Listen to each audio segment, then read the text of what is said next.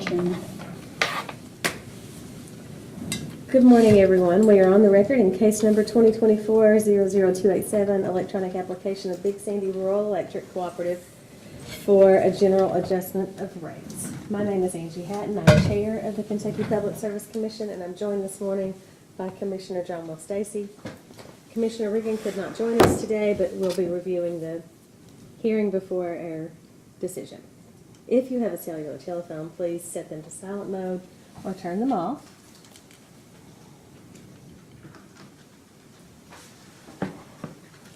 The hearing today is for the purpose of taking evidence in this matter. Now we'll have entry of appearance of counsel. If you could also please identify your witnesses. For the applicant, Allison Honaker, Honaker Law Office. Heather Temple with Honaker Law Office. We also have Meredith Cave from Honaker Law Office. She just started last week, so she's new. She's here observing. We have Jeff Prater with Big Sandy R.E.C.C., Robin Sloan with R.E.C.C., Joni, Big Sandy R.E.C.C., Joni Hazelrig, who's a consultant for them, and John Wolfram, who's a consultant. okay. Good morning. And for the Attorney General's office, Good morning, Chair. Angela Goad for the Attorney General's office, and with me today I have our expert witness, Mr. Greg Meyer, as well as our new attorney in the office, Mr. Tolan Lacey. welcome new attorneys and for council staff. Ashley Hatcher and Morgan Hall for commission staff. I've been advised that public notice has been given and filed into the record. Is that correct? Yes. And are there any outstanding motions that anyone's aware of? I think there's just some motions for confidential treatment that are still outstanding, but other than that, I think that's it. The bane of our existence. Yeah. But we will get that ruled upon. I am told there's no public comment as far as waiting online, which they would need to have registered and be online by now if they were going to comment online. Is there anyone in the room who came here this morning for the purpose of public comment? Seeing none, it should be noted that comments may always be submitted to the PSC's website at psc.ky.gov at any time prior to the ruling in this matter. Seeing nothing else, unless anybody knows of any other issues, counsel, call your first witness. We call Jeff Prater.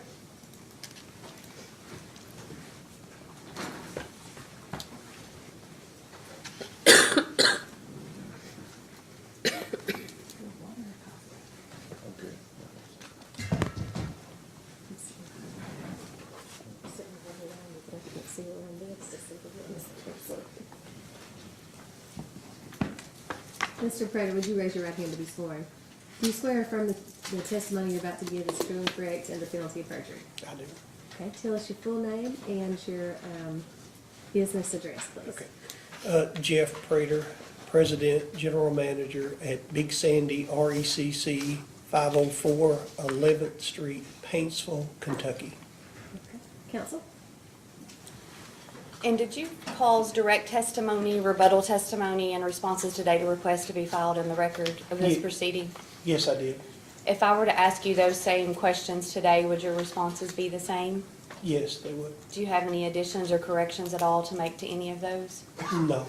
And is it your desire and intent to incorporate those into the record of this proceeding? Yes, it is. The witness is available for cross. Ms. Go. Thank you, Chair. Good morning, Mr. Prater. Good morning. Is it accurate to state that the company initially requested a rate increase of approximately $3.5 million? Yes, it was 3.4 something, yes.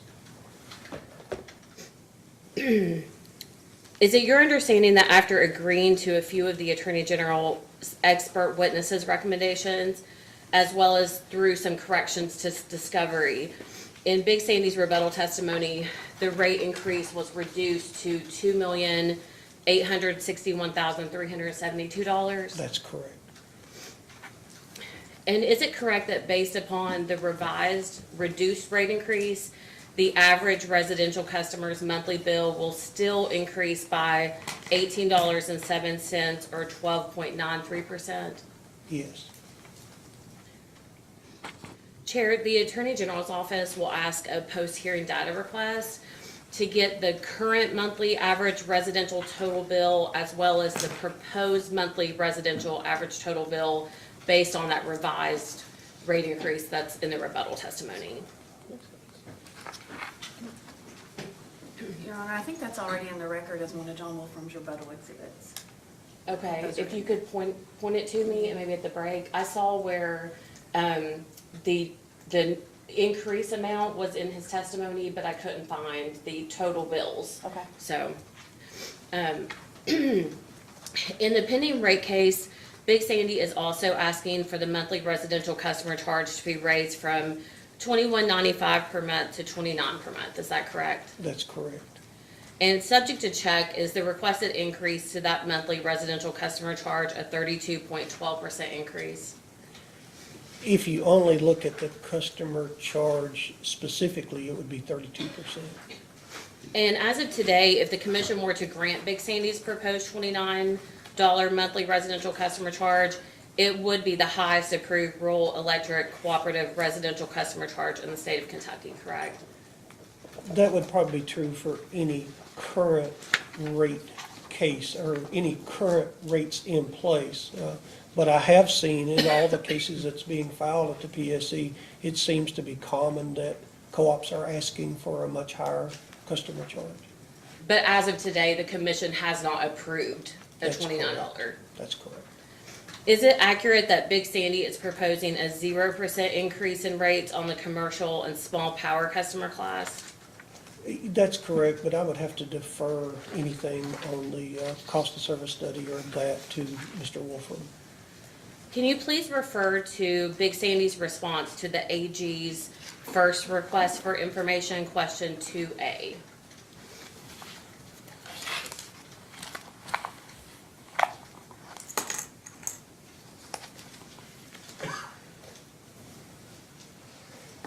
You said first request 2A? Yes, Okay. it's concerning the economic issue question. Okay.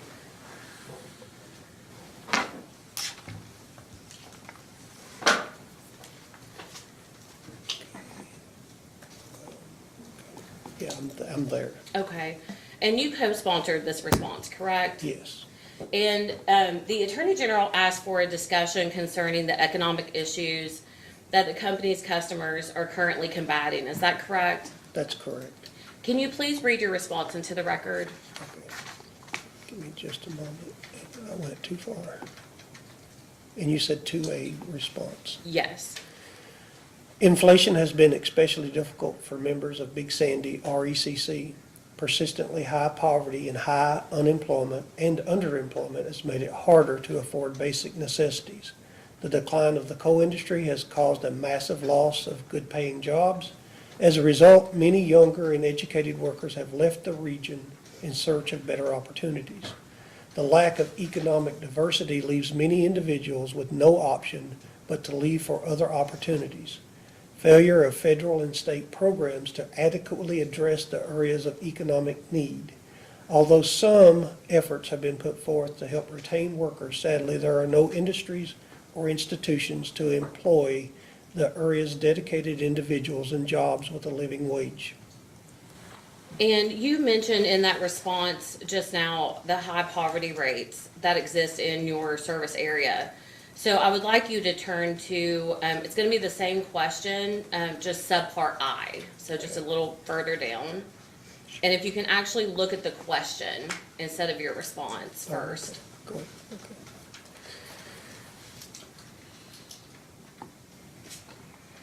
It's asking about the poverty rates.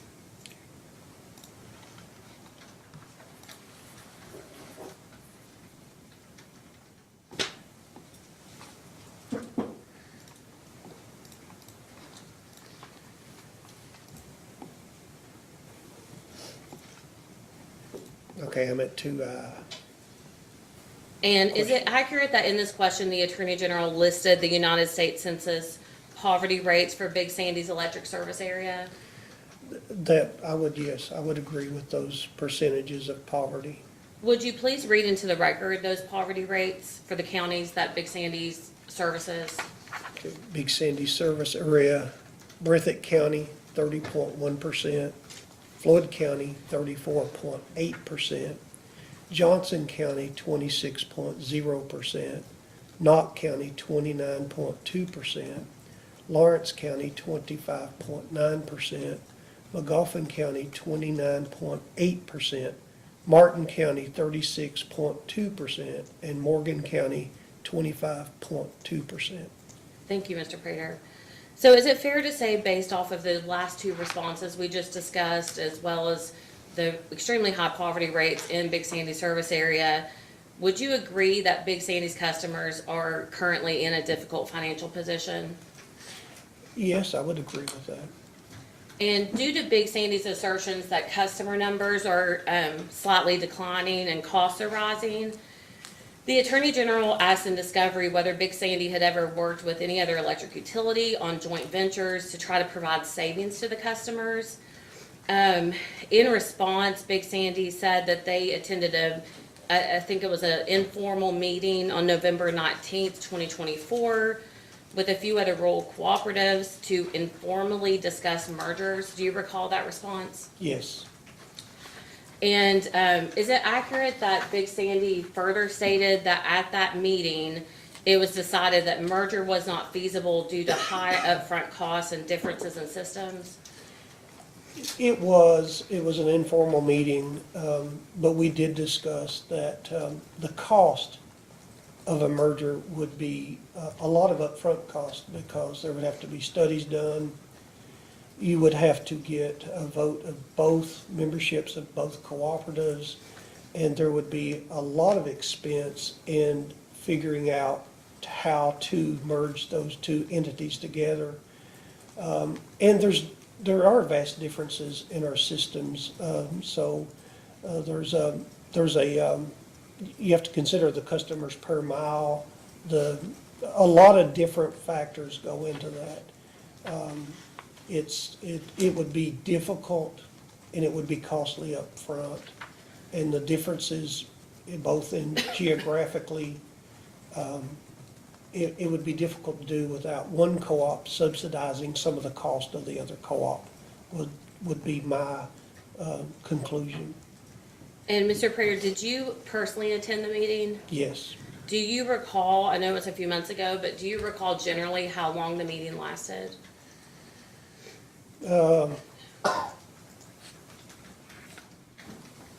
don't recall exactly, but it was more than an hour, Maybe a couple hours? maybe a couple hours. 1 to 2 hours would probably be about right. And you said you all informally discussed that a professional firm would have to be hired to perform a study, to see if there could be any economic efficiencies and benefits to the customers for a merger. Did you all ever issue requests for proposals to see what the cost would be No. for a we did study? So after that maybe couple hour meeting that you informally discussed mergers and no requests were made to any professional firm to see what the cost would be for a study on merger, is merger, you all just said it's totally off the table, or did you plan to discuss it again in the future? We've had no further discussions, and there didn't seem to be any interest in any further discussions at this time. But I wouldn't say it's completely off the table forever, but At this time, I would like to discuss one of the drivers of the rate increase request. Big Sandy's requesting a pro forma adjustment to the right-of-way maintenance expense of a little less than $700,000 for a total proposed right-of-way maintenance expense of approximately $2.06 million. Is that correct? that's correct. And the proposed $2.06 million in right-of-way expense is based upon Big Sandy cutting 138 miles of right-of-way per year. Is that correct? That's correct. But based on your rebuttal testimony, Big Sandy only cut 108 miles of right-of-way in 2024, correct? That's correct. And do you recall the Attorney General's expert witness, Mr. Greg Meyer, in his testimony, he recommended for the commission to base the right-of-way expense on 105.93 miles? Yes, I remember that. I don't agree with it, but I remember his testimony. Would you admit that Mr. Meyer's recommendation of approximately 106 miles was only 2 miles less than what Big Sandy actually cut in 2024? And I'm sorry, I didn't follow. So, That's okay. In Mr. Meyer's testimony, he recommended approximately 106 miles for the Yes. expense to be based on. And Big Sandy, in your rebuttal testimony, you said that Big Sandy actually cut 108 miles. So the difference there is just 2 miles, oh, yes, correct? yeah, yes. And in your rebuttal testimony, you state that the reason that Big Sandy has not previously cleared 138 miles of right-of-way maintenance is because it did not have the money available to do so. Is that correct? That's correct to my knowledge, but you know, you have to understand that I've only been the manager since June of 2024, and so there was never money budgeted for that in the past. We budgeted and we spent $1.5 million in 2024 to cut 106 miles, and I'm very confident that if we have the funding, we can increase that substantially in the coming year. Can you please refer to Big Sandy's response to the Attorney General's first request for information, question 44D? And it concerns right-of-way, just Just to the question, okay, I gotta back out to the, this is the first one, and so.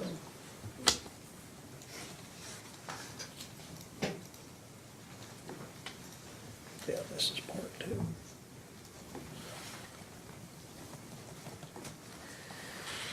You want me to, the response or the question? the actual response. If you could review that and let me know when you're ready. And you can review the question as well. But Did you say 44D? 44D, and Yes. I can summarize the question. The Attorney General asked for the actual right-of-way miles trimmed for each of the years between 2017 and 2024 in that question. Yes. Can you please read that response into the record?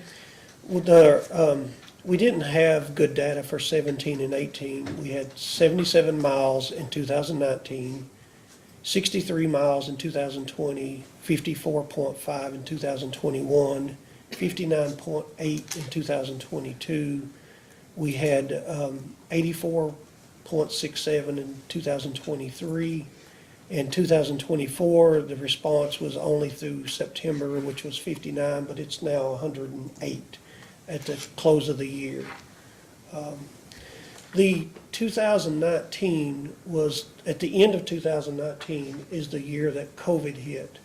2020, 21, and 22 were very difficult years to get right-of-way workers. In 2020, our contractor had 12 men working in the beginning of 2020, and by the middle of the year, he could only hire 4 men because no one available to work. And so in the past, part of the problem was directly related to COVID, and the workforce just wasn't available.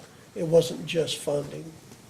Okay, that was gonna be my next question, and I can refer you to the response, but if it sounds like you're saying now that in your rebuttal testimony, you said it was a lack of funding was the reason that you all couldn't hit that target.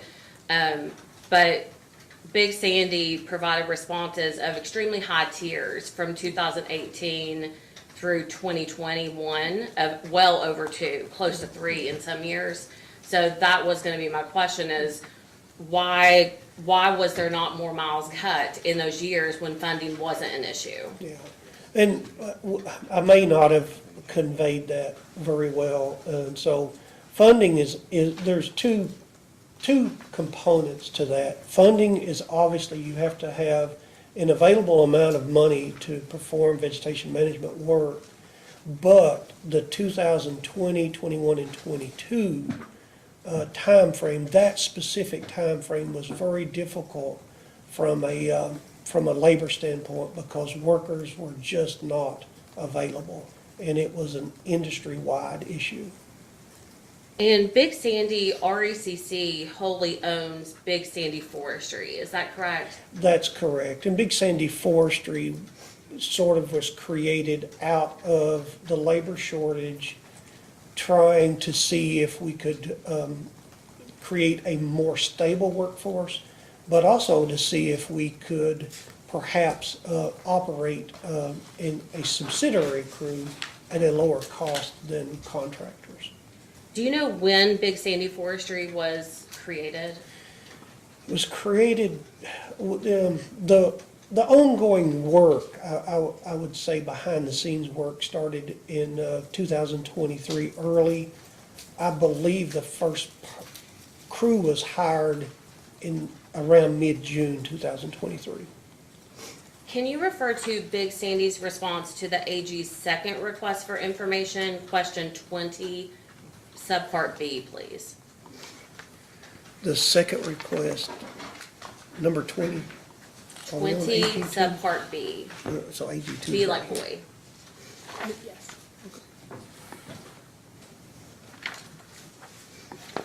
And direct request 2, which one, ma'am? Question 20, subpart B.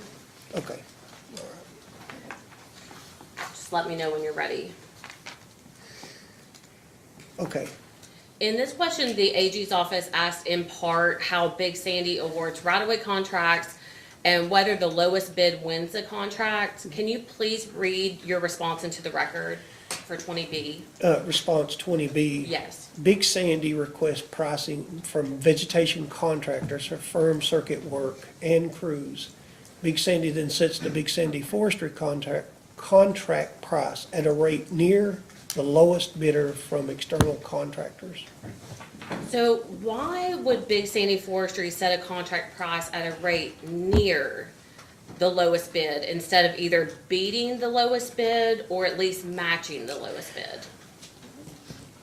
Well, it's difficult, and so we do try to match it, but it's never perfect because each contractor bids various laborers at different rates and equipment at different rates. It's not in the actual, it's not in any of the discovery material, but I did look at it, and there is less than a typical 4-man crew with 3 pieces of equipment. There is less than $2 per hour billing rate difference between our current contractor and Big Sandy Forestry, which is our subsidiary. We try to get that number to match. So, but eventually, at the end of the year, anything that we save or any money that forestry makes is a part of Big Sandy. So we don't make it less, we try to make it about the same as the lowest bid of contractors. What did you say was the difference? How much?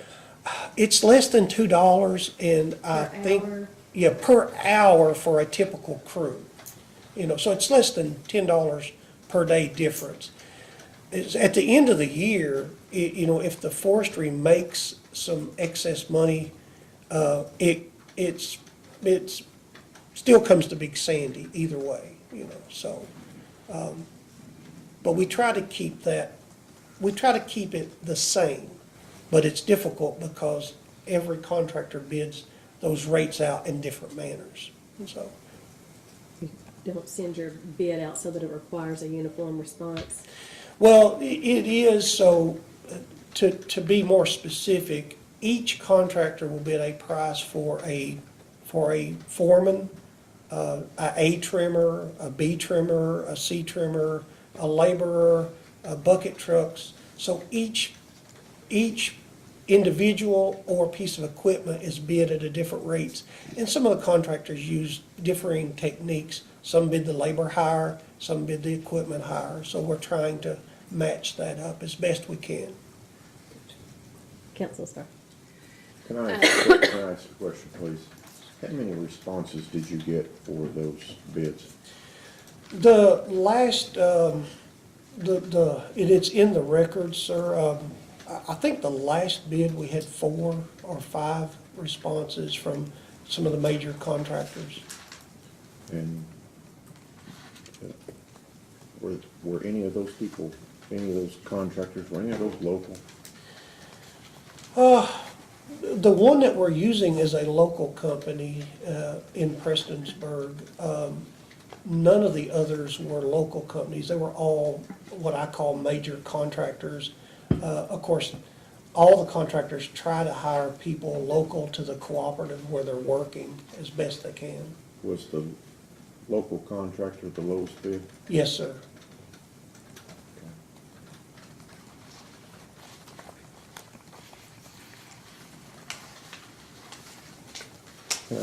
Let me follow up on something you asked. I'm sorry, but what was the question you asked about the counties that they serve? Did you ask about the poverty rates in those counties? Yes, the Attorney General had placed the poverty rates into the record in Discovery and asked Big Sandy to confirm them.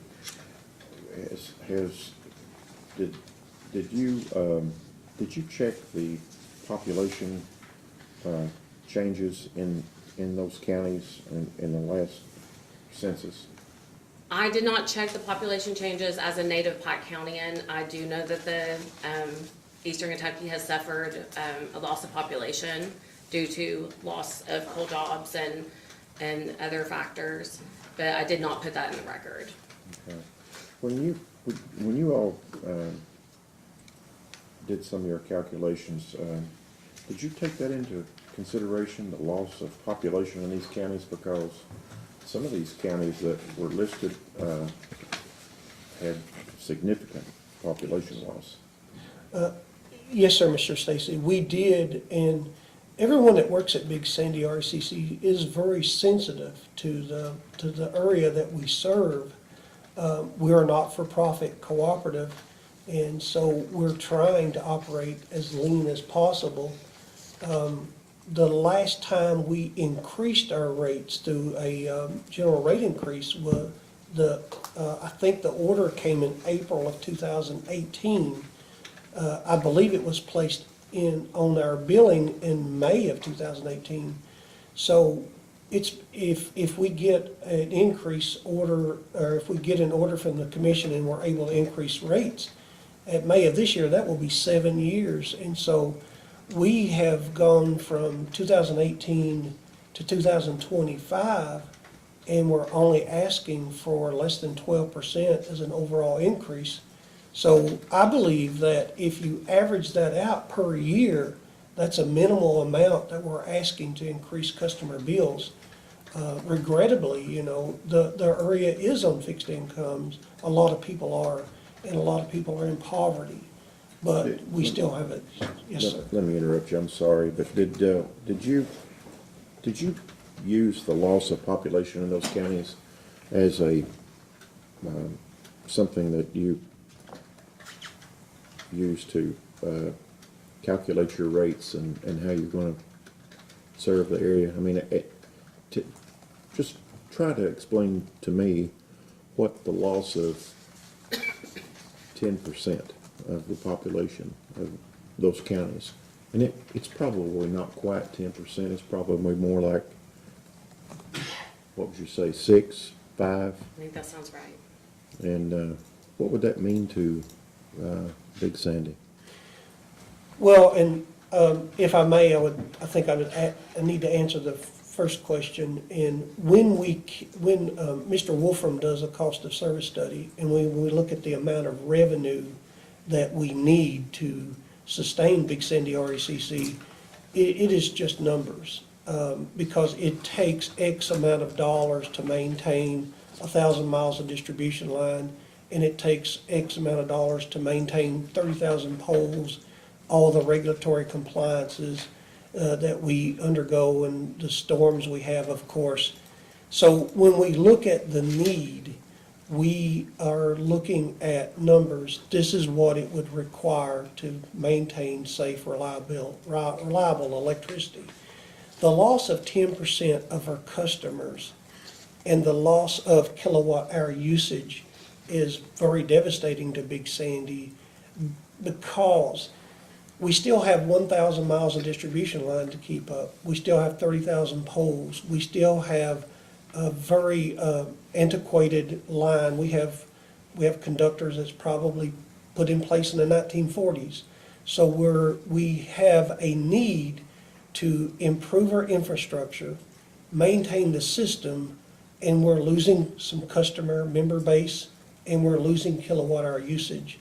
So looking forward, the only thing we can do is continue to look for any way to condense or shave back on manpower if that's possible. But it really doesn't take a lot less manpower to operate, or it doesn't change proportionally. If you lose 10% of your membership, it doesn't proportionally reduce the operating cost by 10%.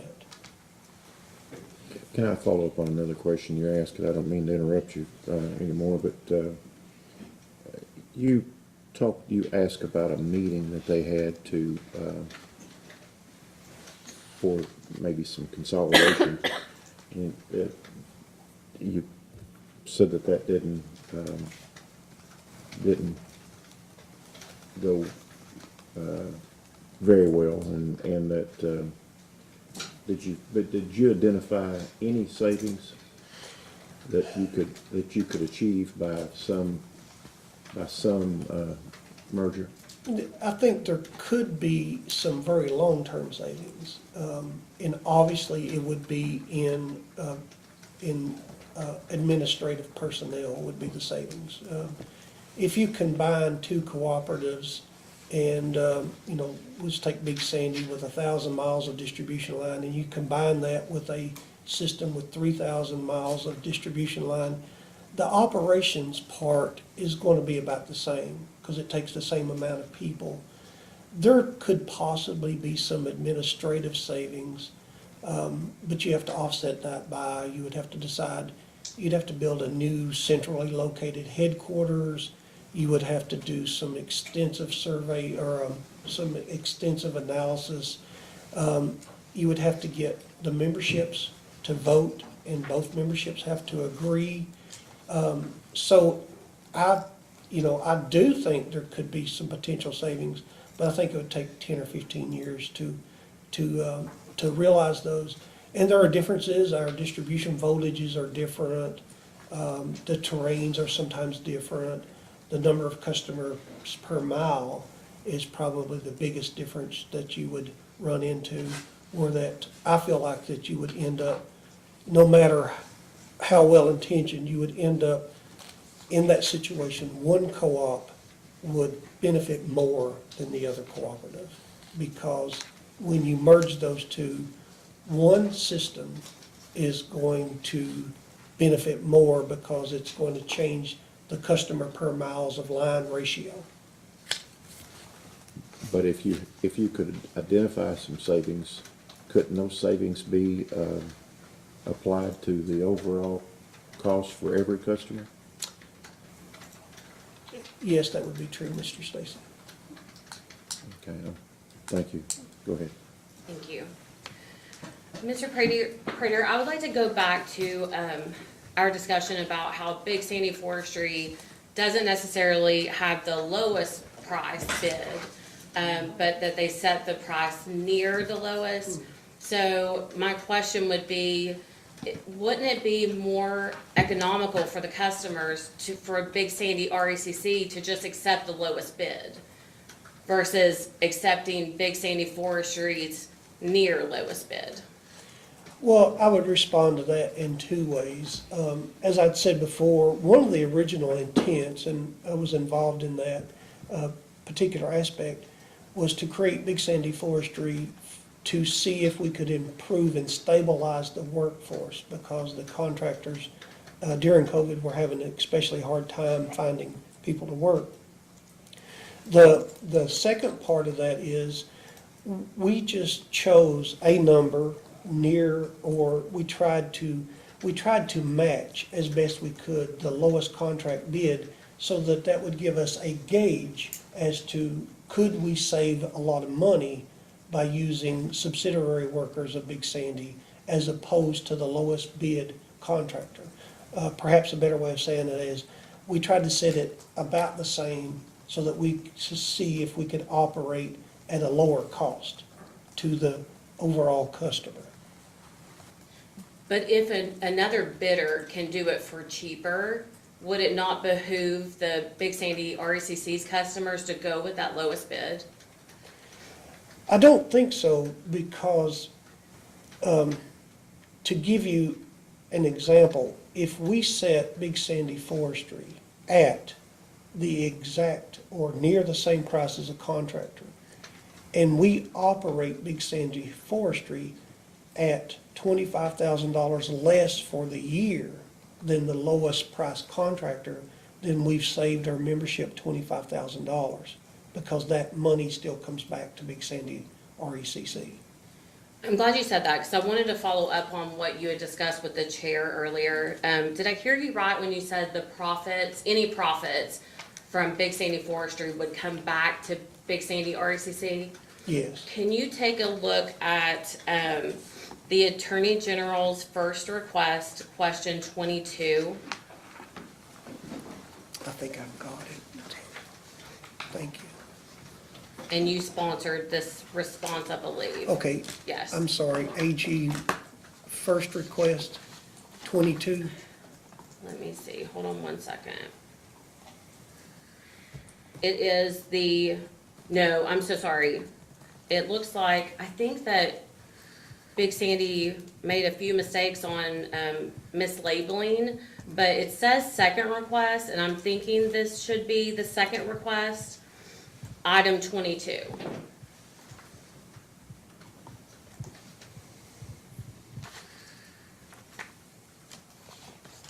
Actually, I'm so sorry. Okay, Go to, sorry, I didn't have this in my questions, I'm just going off the cuff here. Go to response 20, and it's subpart C, and it's still that second request. AG, second request, 20, subpart B. C as in Explain- cat, yes. Explain in detail the process of how Big Sandy RECC awards vegetation management, right-of-way contracts, and, Mr. Prater, I'm sorry, it's the next one, Oh, C. okay, sorry, okay. That's okay. Explain in detail if Big Sandy Forestry has profits, and if so, are they retained by Big Sandy Forestry or returned to Big Sandy RECC? Okay, so here the AG specifically asked if Big Sandy Forestry has profits, are they retained by Big Sandy Forestry or are they returned to Big Sandy RECC to benefit the customers? And can you read your response into the record? Big Sandy Forestry made a small profit in 2023. The profits were retained by the subsidiary.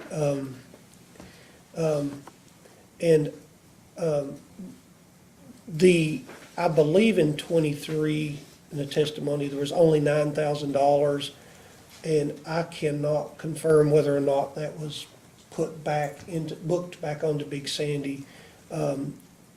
Ms. Sloan might be able to answer that. In 2024, Big Sandy Forestry made a profit of $39,000, and that was booked back to the Big Sandy RECC. So it was returned, the cost savings was returned to Big Sandy RECC in 2024. I can't definitively tell you on the $9,000 from 2023. Okay, so basically response 20 subpart C just wasn't a full response, you're saying? Apparently I didn't convey that very well to them. Okay. Let me see. And if I might, I'd like to add, the overall, in the future, Big Sandy Forestry should operate, that's something that we would want. In the future, Big Sandy Forestry should operate at a zero profit margin. So this was something we started to learn from, to see if we could save our customers money. And so it's still kind of something that we are working through as we go.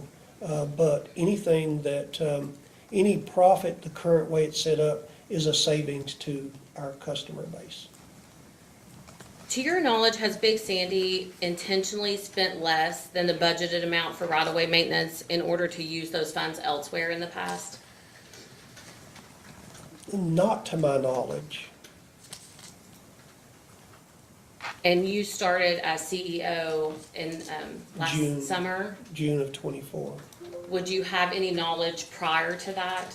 Yeah, I was the vice president of operations prior to that, and so we typically tried to spend our budget amount, but, you know, the issue is always, if there's storms or revenue shortfall for any contingency that you need, there's not a lot of room in the cooperative world to pull revenue from.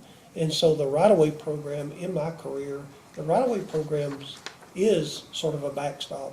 You know, if you have an emergency or contingency, there are times when right-of-way funds have to be diverted.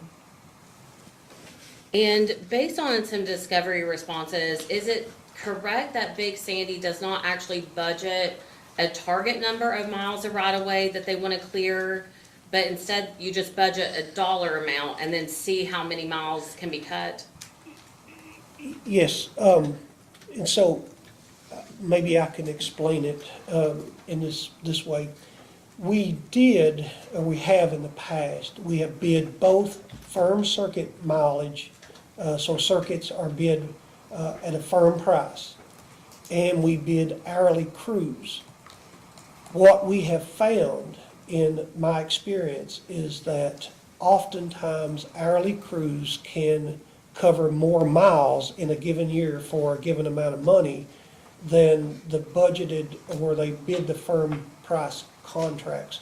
Contractors oftentimes, if we bid 100 miles of circuit work, contractors oftentimes inflate that because sometimes they have to mobilize workers from other areas.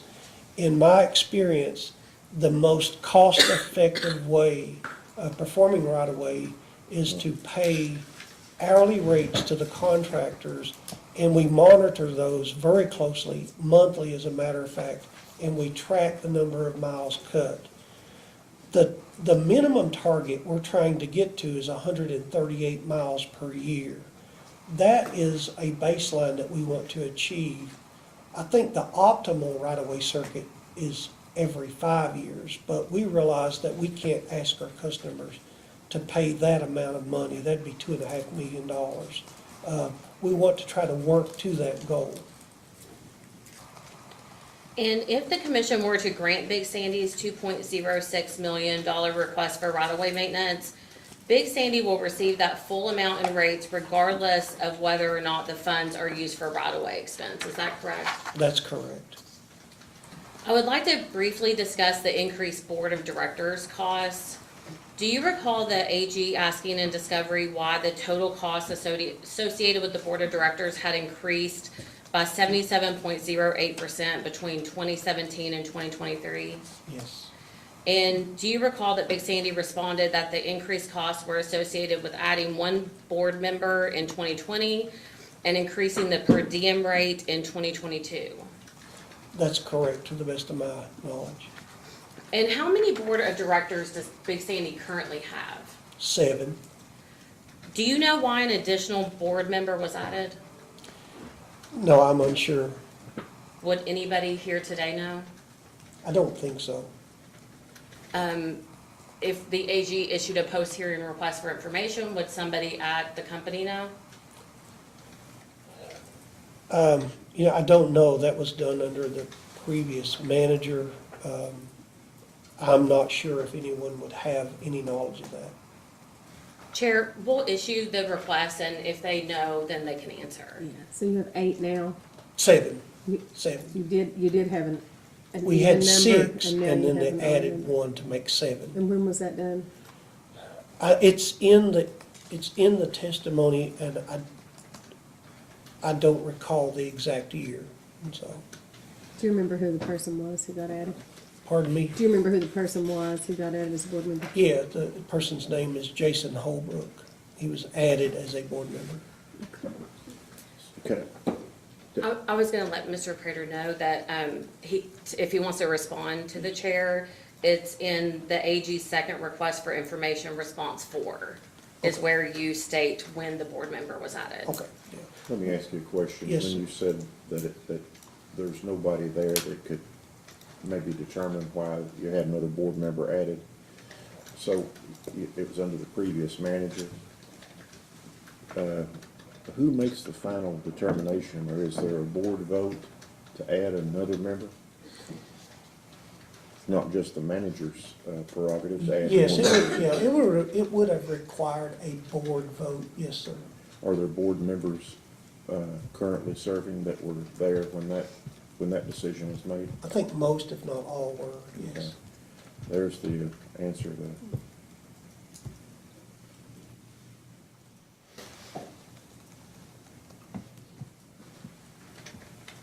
You have something else? No, I'm sorry. I was, Okay. did you have any other No, questions? no, I'm done for the moment.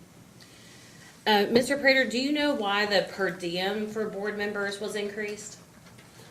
Not specifically, I think in one of the first responses, I said we didn't know. Then I'd ask around, my understanding from what I learned is that they had reviewed, the Kentucky cooperatives, and the average, per diem per month for a board member was used, and they kindly decided to use the average for Big Sandy. So that's as much as I know. I wasn't a part of that process. And when you were talking to people, did they make you aware whether any adjustment was made, since it is in Eastern Kentucky and there is a high poverty rate in the counties that you serve? No, I don't recall any mention of that. And does the board meet once a month normally? Yes, normally they meet once a month. And approximately how long are those board meetings generally? Typically, I would say 4 or 5 hours for just that monthly board meeting. And in response to the AG's first request, question 32, we requested for Board of Director meeting minutes for a couple of years. And I want to preface my question by saying that I do not want to get into the details of any of these issues, but instead speak of it in more general terms. I want to quickly discuss a potential issue that we found in the February 19th, 2024 special call board meeting minutes. And it appears that there maybe was, in the meeting minutes, there was mention of some maybe issues with the prior manager. Is that correct? I don't recall those specific minutes. Do you know if there was an issue in 2024 with the prior manager? In what month?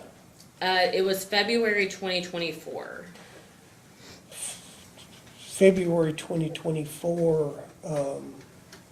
Your Honor, we may need to go into confidential session if we're going to do this, because I think there are some pending litigation matters in what you may be asking about. I'm fine with that. I'm asking general questions, but I'm fine if they want to go into confidential session. Is that what you need, sir? Yes, that's fine. Candace, let us know.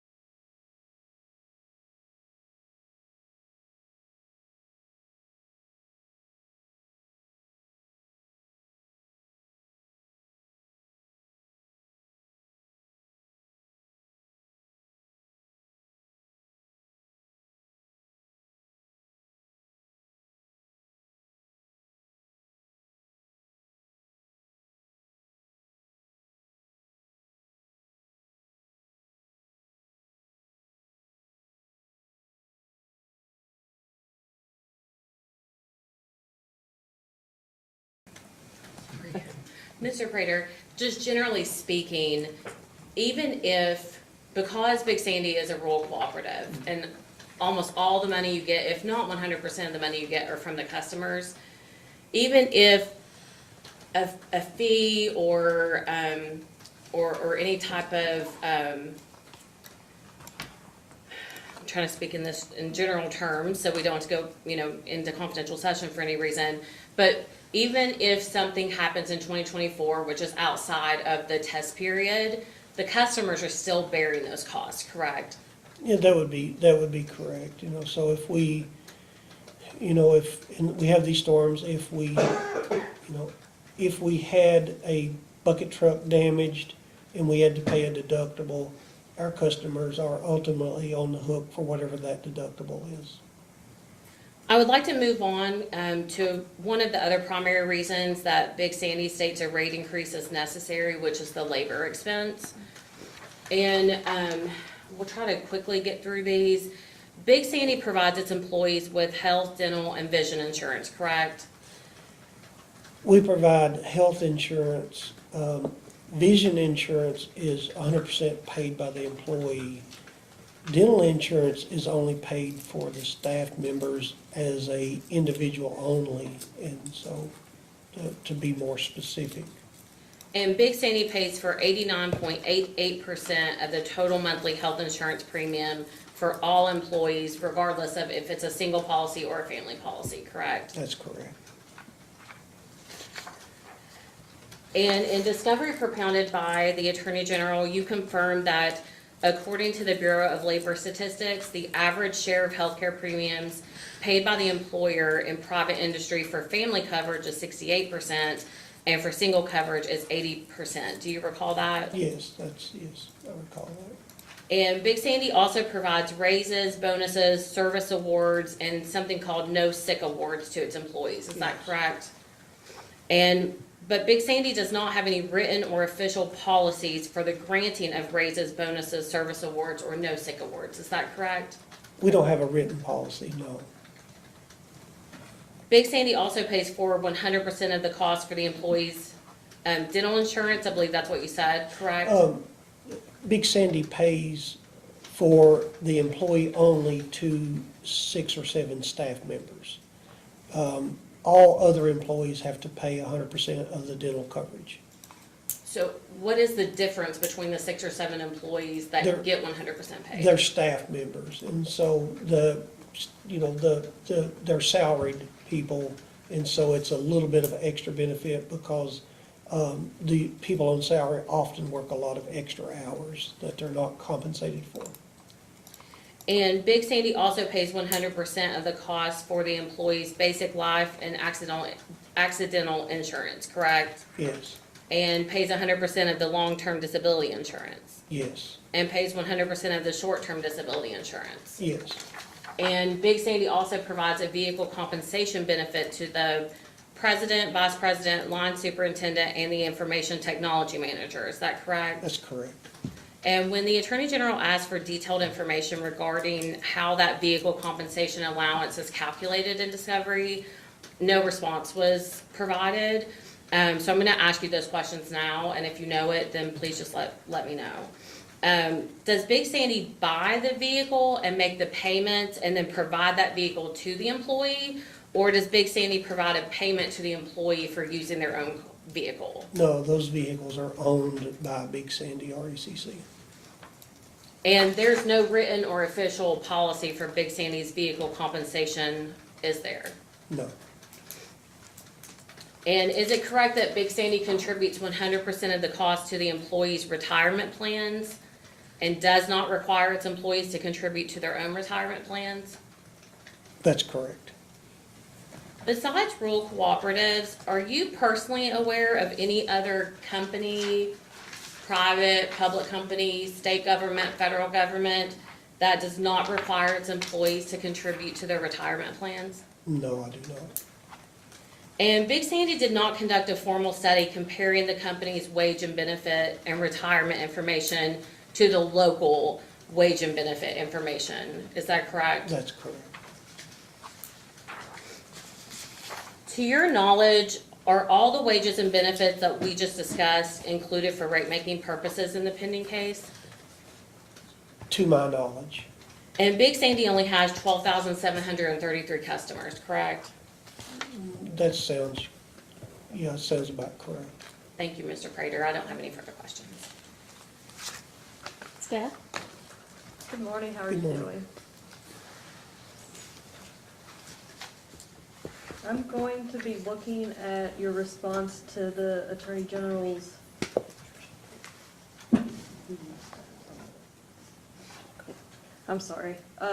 your response to the Attorney General's first request, item 44D. You had looked at that during the Attorney General's cross-examination as well.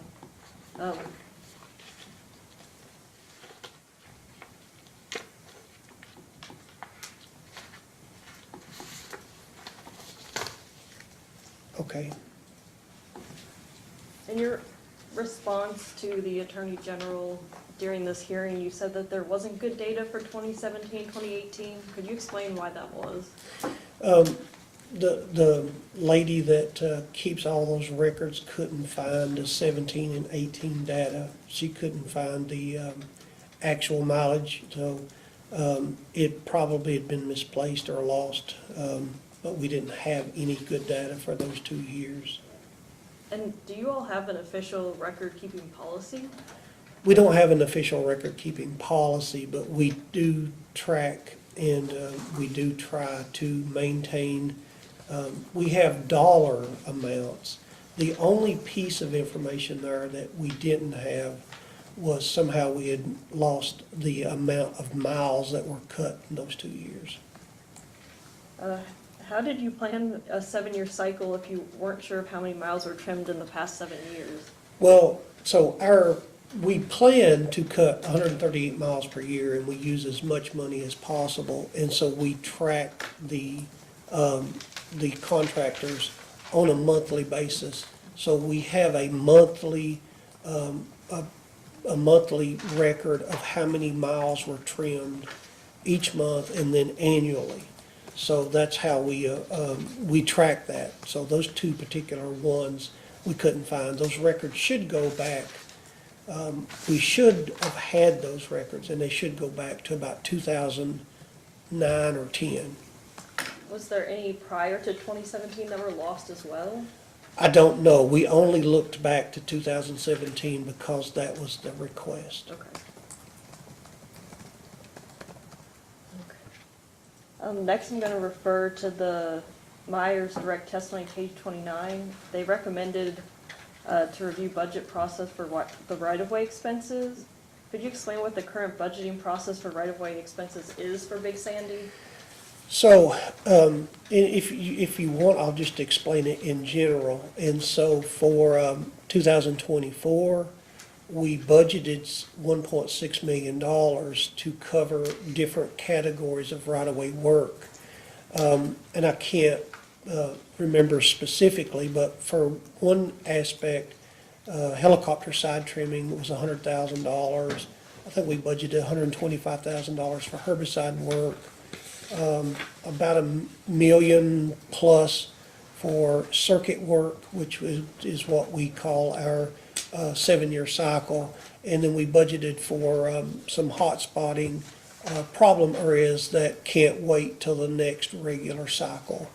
So we budget a chunk of money, and we are paying the contractors and Big Sandy Forestry an hourly rate. So we track that each month. We're trying to cut the maximum number of miles per year with the budgeted amount of money. We don't just go to a contractor and say, how many miles can you cut for $1 million this year, and give several contractors a chance to bid on that. We do bid those out, but in every instance that we've looked at, the firm price work will be bid much higher than what we can cut it at an hourly rate, because there's less risk to the contractors. And why are the bids not based on the mileage that they can cut?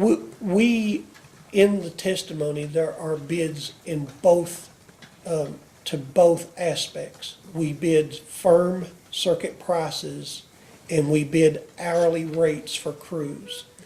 We choose the hourly rates because in our experience, hourly rates usually end up doing that work at a lower overall cost than if the contractor's responsible and on a deadline and they have to make sure they have adequate resources.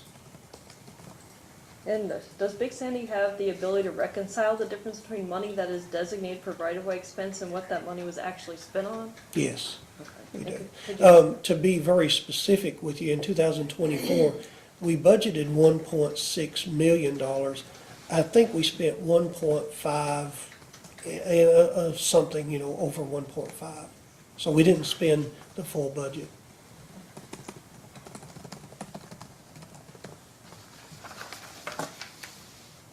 Do you have any written policies for business dealings between Big Sandy, R.E.C.C., and Big Sandy Forestry?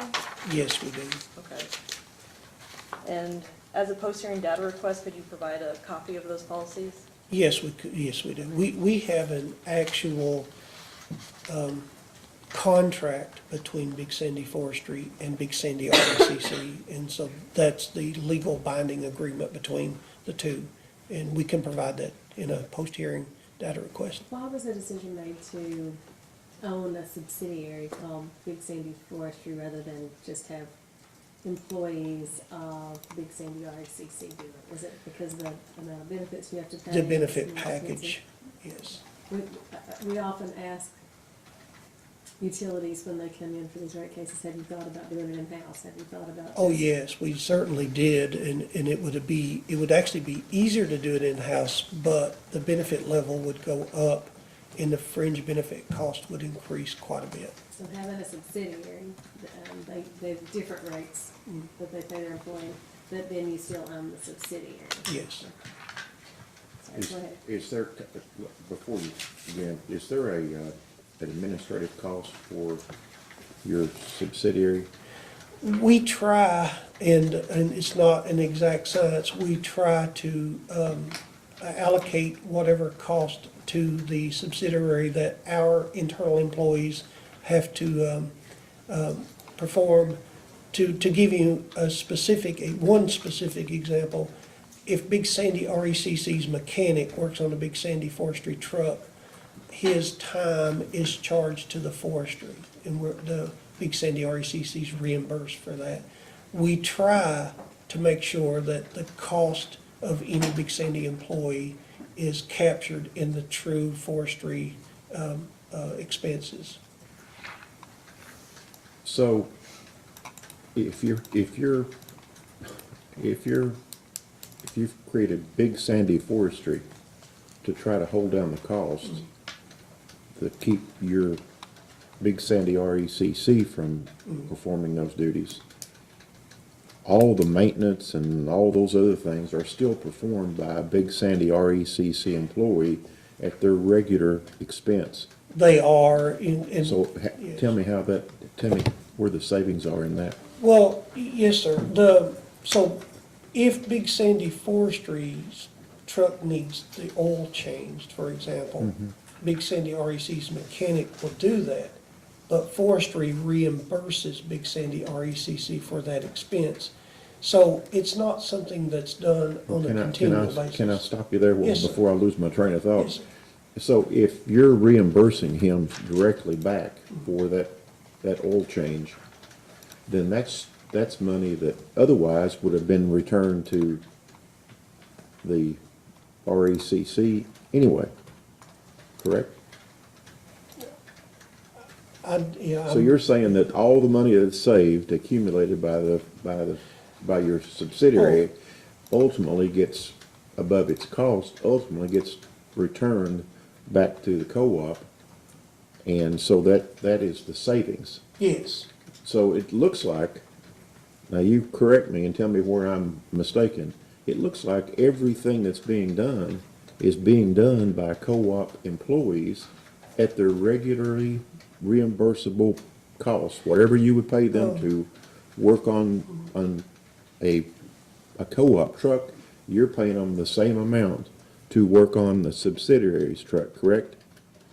We are in that specific instance, but to give you another specific example, we have an external bookkeeper, CPA firm that does all the financing and payroll. For the subsidiary Yes, company? for forestry. And so that's an additional expense that if you did those things with co-op employees, you wouldn't have that expense then, would you? No, if the co-op employees could assume all those duties, in addition to their regular duties, then there could be, yes, savings there. But we tried to separate Big Sandy Forestry as best we can as a separate entity. And, but, there is some blurred lines. Yeah, But it's just hard to see that there's a lot of real savings there because it's just being done by the same people. A lot of it's being done by your co-op employees. And then you have to go out and you have to have additional managerial help, and you have to have additional expenses associated with that. It's kind of hard to see where those expenses really lie. Well, Where the savings really lie. It is, and that's why we started it, to see, what we could learn, and if there is substantial savings. In 2024, we made $39,000, but, if we lost one engine in one truck, that's gone, and we'd have probably been, in the hole. And so, it is operating at a very thin margin. Okay.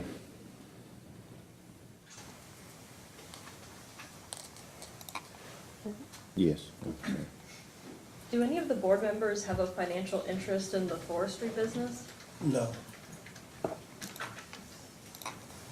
As a post-hearing data request, staff will be asking Big Sandy R.E.C.C. to identify all expenses and revenues related to the forestry business and to account for them separately for the test year.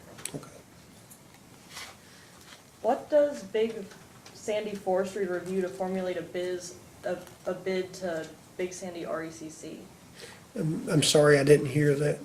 What does Big Sandy Forestry review when it formulates a bid to Big Sandy R.E.C.C.? We just take, like was discussed before, we take the lowest contractor bid and we try to match that up and equal it to the Big Sandy Forestry. And what do you expect the other contractors to typically look at when they're formulating their bids? Two different things. And so when a contractor is formulating their bid for equipment and personnel, they're going to look at the cost of the equipment and all the aspects of maintaining and the aspects of the employees and fringe benefits. If they're looking at a firm circuit or a section of line to cut, they look at it very in-depth. As a matter of fact, the last area we bid, the contractors drove through the area, looked at every span of right-of-way. They determined how many trees had to be manually side trimmed, how many trees could be trimmed with a bucket truck, how many yard trees had to be climbed. And so they looked very extensively at the exact amount of labor required to perform work in that particular area. And are those things, those considerations, things that Big Sandy Forestry also looks into? We would if Big Sandy Forestry were to provide a firm circuit bid, it certainly would look at all those things. But to date, we've only done hourly work with Big Sandy Forestry. And does Big Sandy Forestry provide services for anyone other than Big Sandy R.E.C.C.? No.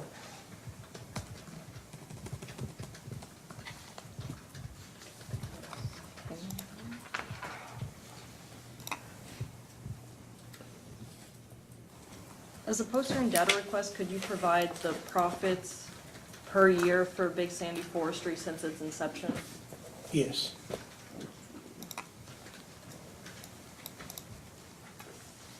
You have noted in several instances that Big Sandy R.E.C.C. does not have written policies and procedures in place for record keeping or written policies for certain processes.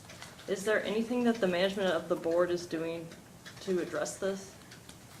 We're planning, as general manager, I'm planning to review policies and to work on some of those things this year. So, of course, you can't do everything at once, so we're going to prioritize some of those issues and try to address them as we can throughout the coming year. I'm gonna change topics a little bit. I'm gonna be looking at Big Sandy's response to commission staff's first request for information, item 18B. The first one, 18B. Yes.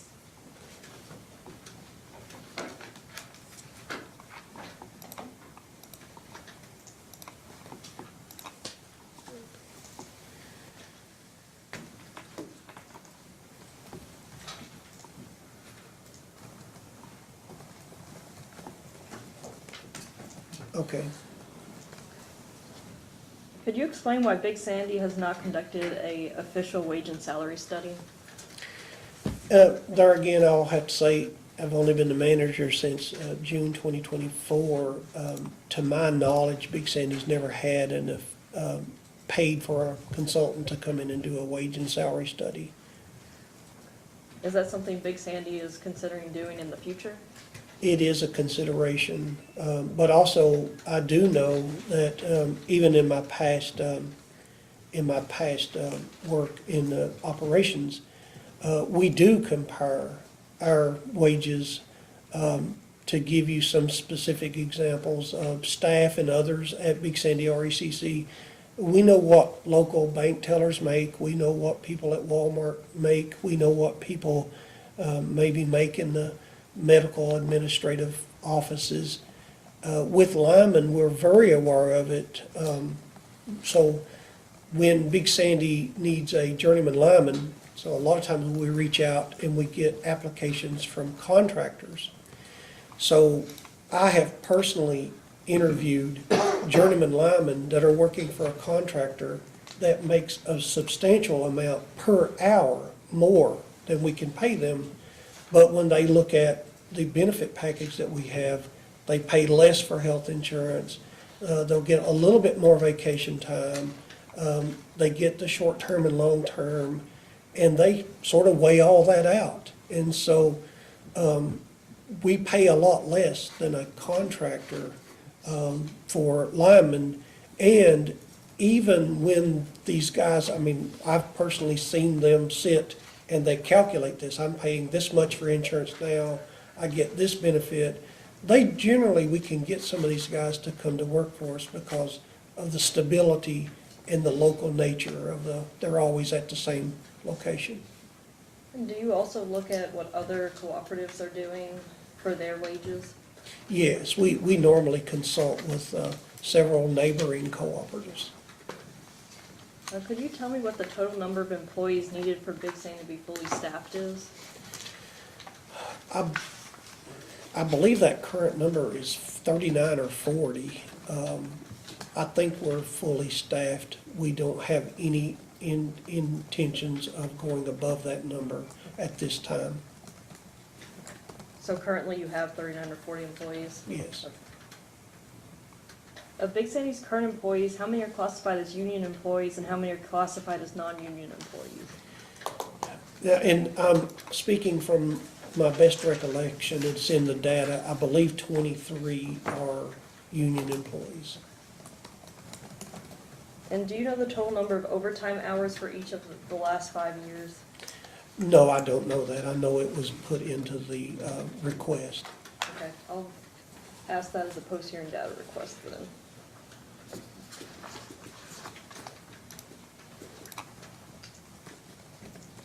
Sorry, just checking.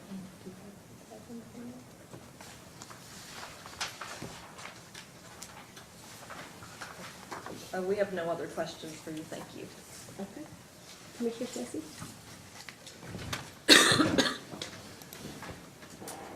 Carter, I'd like to get back to something you told us about earlier, about the amount of debt that you have. Yes, sir. you have approximately $30 million of debt. Yes, sir. Do you know, can you describe that debt and who it's owed to and the rate that you pay? I don't know specifically the blended interest rate of all that debt. I think it's below 3%. The debt is owed to RUS, FFB, and I believe CFC. Ms. Sloan could probably be more specific, but in general, I think those are the three major holders of our debt.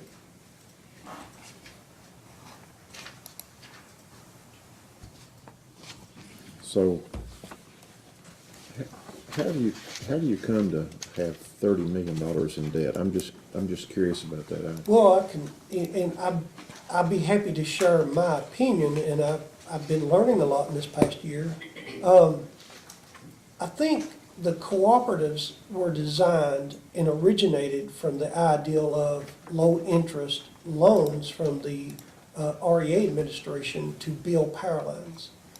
And over the decades, co-ops have always functioned as borrowing money for capital expenditures and growing in nature. So when the cooperatives were growing and when Big Sandy was growing at 400 or 500 customers per year, there was substantial debt added on, but the customer base and the revenue stream was growing with that debt.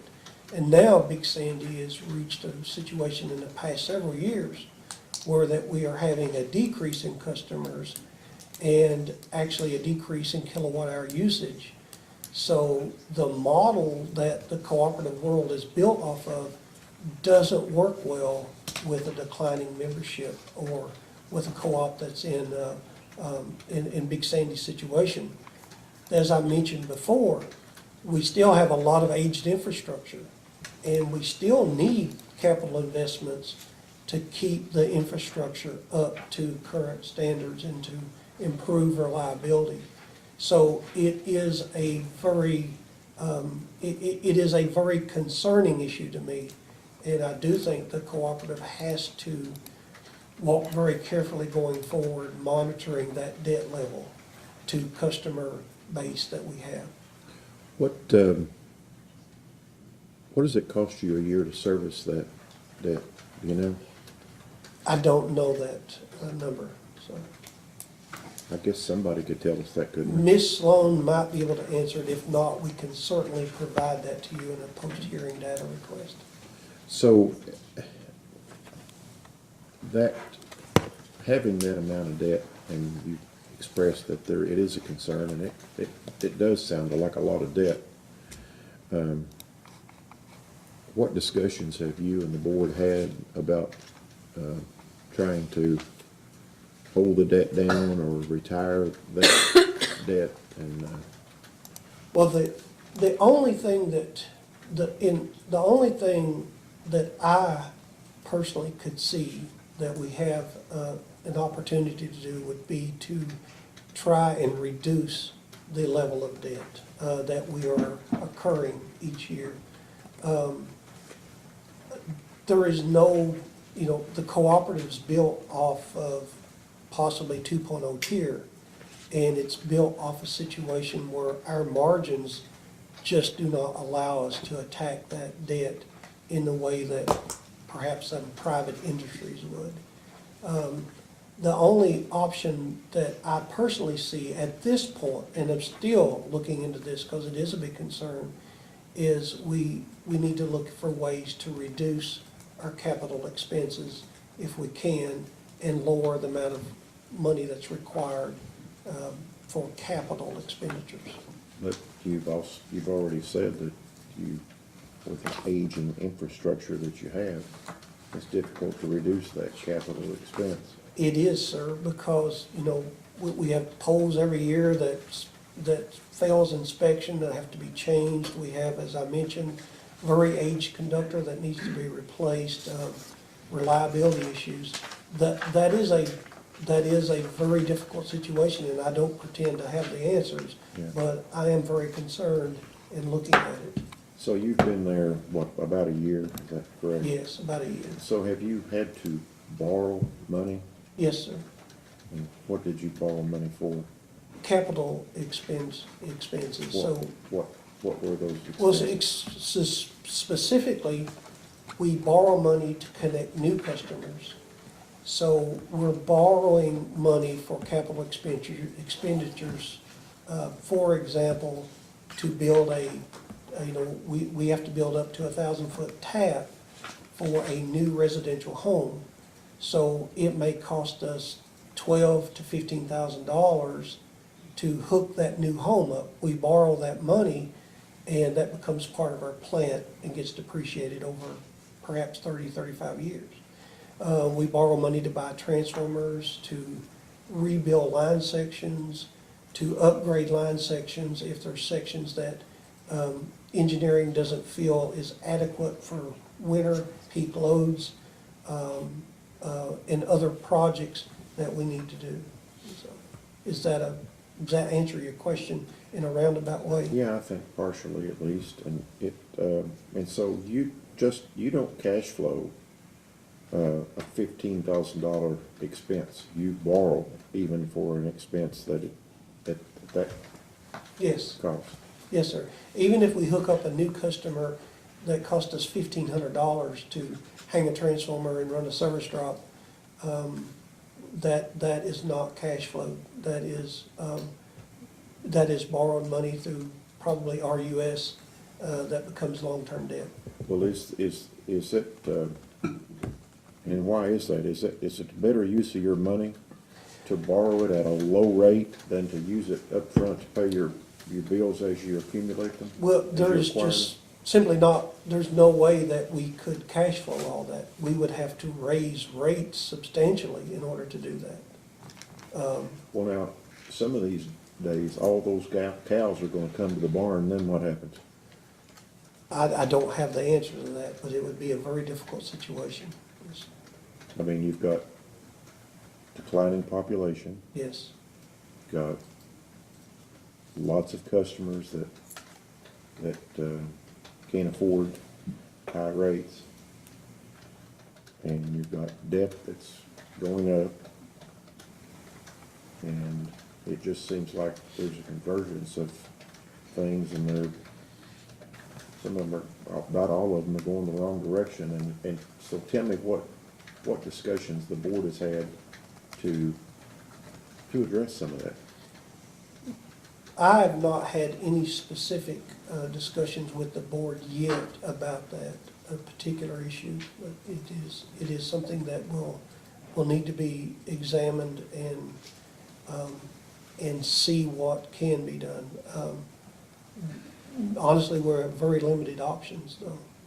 Yeah, I mean, it's scary kind of it's not only scary for the operation of the co-op, but it's really scary for your average customer too. It is.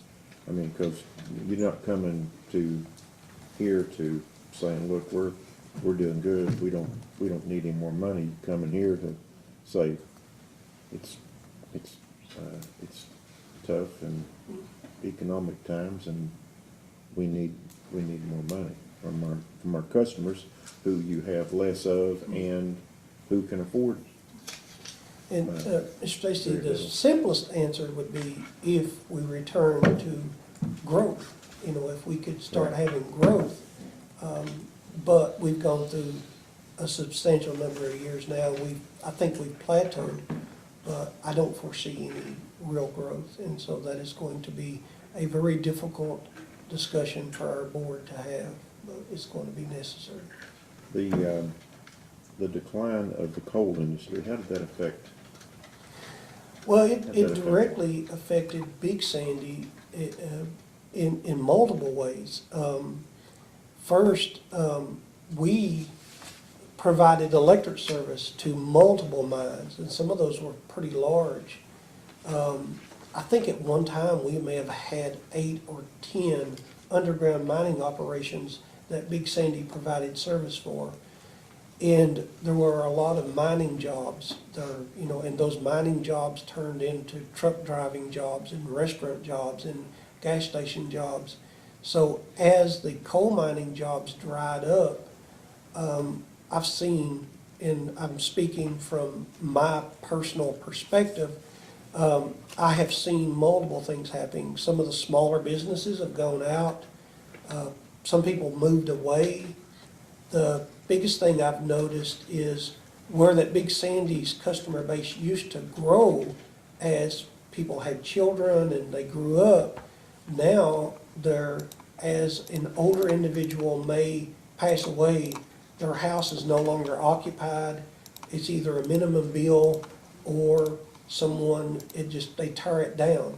So we are hooking up new customers, and we have to spend capital to hook up new customers, but we're losing some of these older homes and places where people lived at a faster rate, which is very, very detrimental to our business. You mentioned, one last thing I have is, you mentioned that you didn't use all of the money that you had budgeted for cutting right away. You spent it for something else. In dollars. Was that what we had budgeted to use for right away, and we spent a little over 1.5. Being as that, that would have just been used for any general purpose. It would have, I would isolate out and say that money was diverted to pay for billing people. Lots of the questions by the Attorney General's office and the staff, I noticed that there were questions,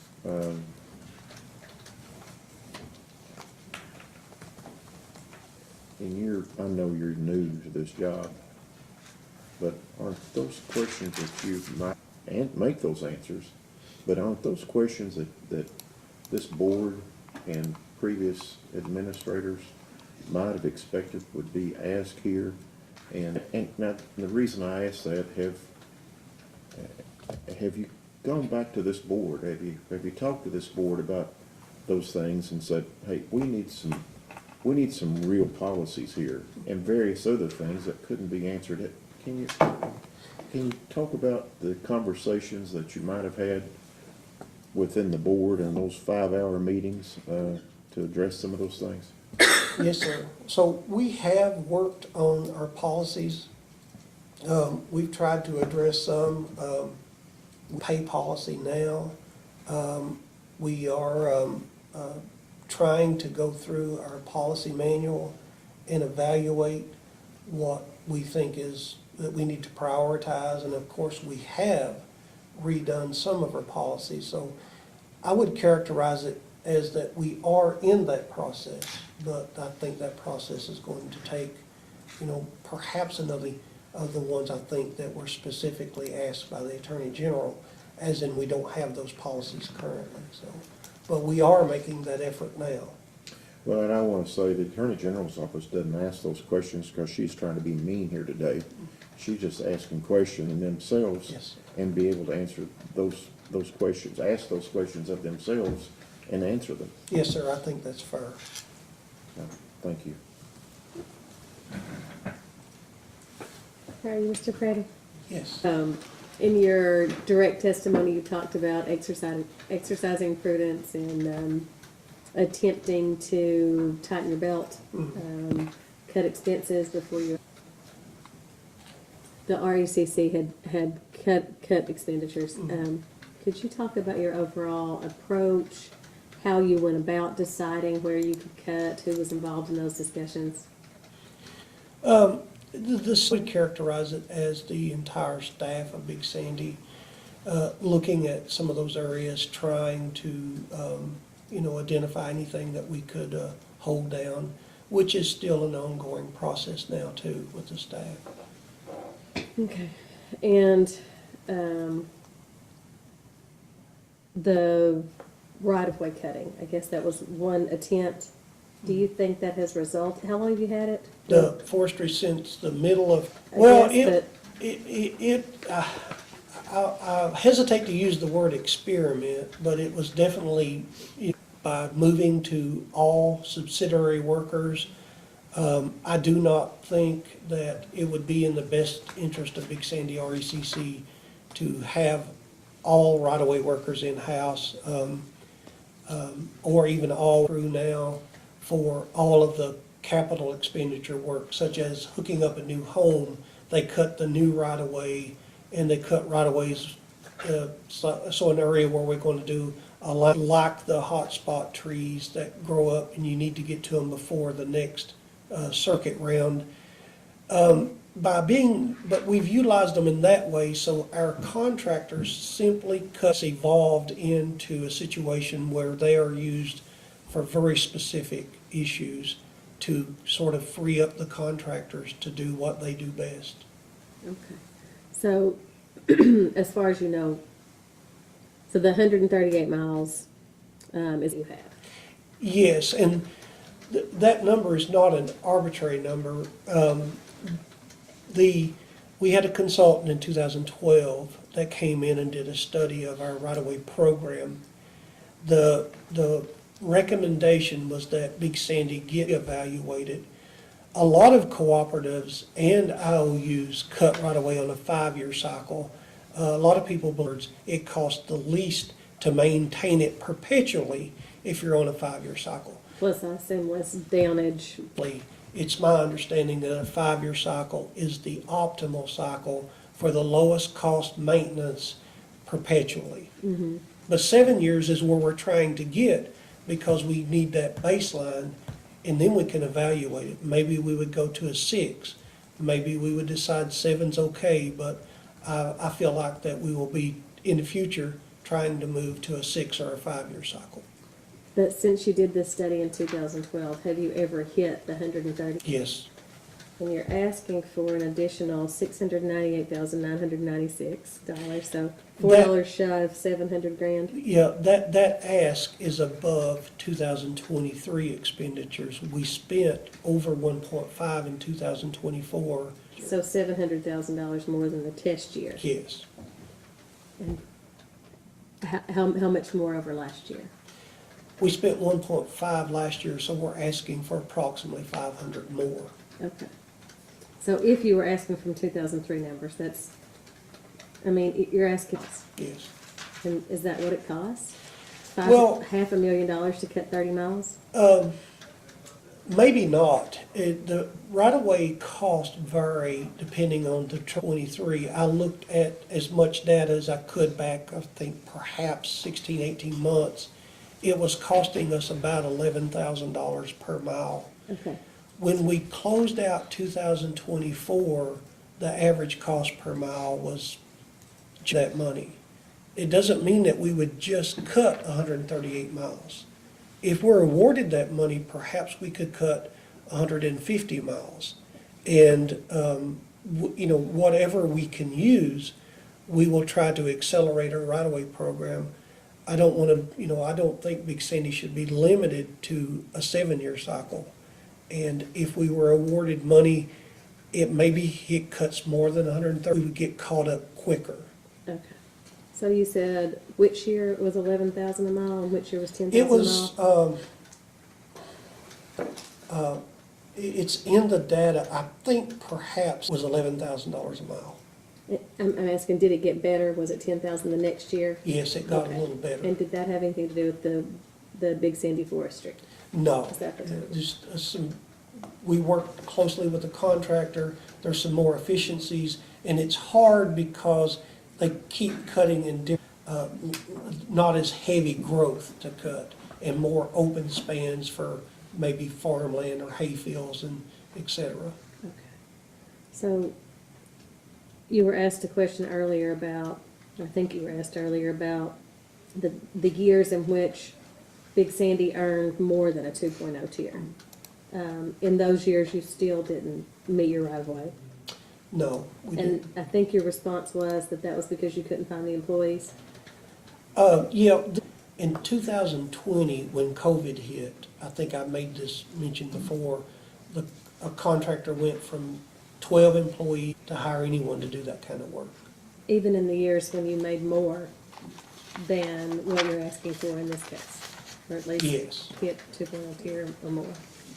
Do you feel like you have the employees now? We've had this discussion with our contractor, and he's very confident.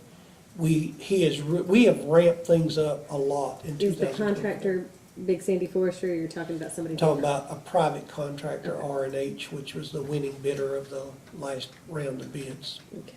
Excuse me, Chair Hatton, I'm receiving word that the stream, Then, until the stream unlags. uh, Laggy is a technical term. I'm not sure, but it was multiple people having issues viewing the stream right now. Okay. We needed to take a break after my questioning. Let's take a break mid-questioning. You guys can come back for any redirect or follow-ups, after we give IT a minute. So, 15 minutes.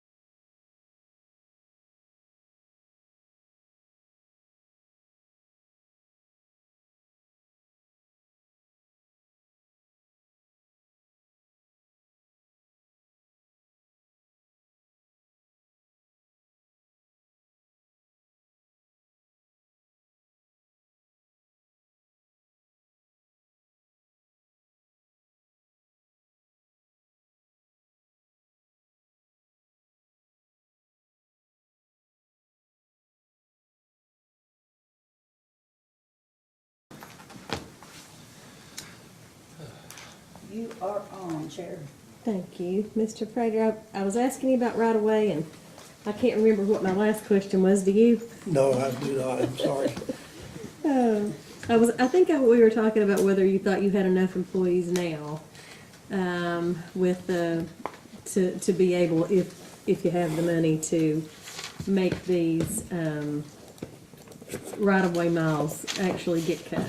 Yes, Chair, we have had a discussion with our contractor, the private contractor, and so he operates about 3 right-of-way crews in our system, plus the Big Sandy Forestry. We have had a discussion with him. He has had much more success in the last 12 months getting workers and retaining workers. And so we are confident that he can ramp up his operations. So that would be our plan, to include more workers to utilize whatever additional funding we get. Okay. So I understand you started out as lineman and worked your way up to president. Yes, I started out 36 plus years ago at Big Sandy, yes. People don't do that anymore, it seems. It's very rare, and I would say I am the exception to the rule, and so it's it's been an experience, I guess. It's been a real experience over the years to see the different aspects of the co-op world. Are you doing better with employee retention, and especially with this forestry company since then? We've had real good success with retaining employees at Big Sandy Forestry, yes. So, are there expenses that the company, R.E.C.C., not forestry, but Big Sandy R.E.C.C., expends that are not necessarily approved by PSC for inclusion in rates? Not to my knowledge. Are you speaking specifically to Big Sandy Forestry? No. Oh, no, not to my knowledge. Employee bonuses, Christmas presents, dues, subscriptions, travel, things like that, that we cut out of rates. Oh, well, yes, we do. We do. We have had employee service awards. So for each 5 years that you've been an employee of Big Sandy R.E.C.C., you get a dollar amount. Ms. Sloan could give you that specific amount. We have done bonuses at the end of the year for employees in the past. We have given, no sick time award is given to someone who uses 0 sick days or no time. If you use no sick time for the whole year. So some employees will use their vacation if they're sick. So we'll give up to $500. We have one individual that's worked 35 or 36 years, has never used a sick day. And our sick days don't accumulate. So there's a huge savings to the cooperative to give them that no sick award, because if they don't use those sick days, they don't roll over, they just go away.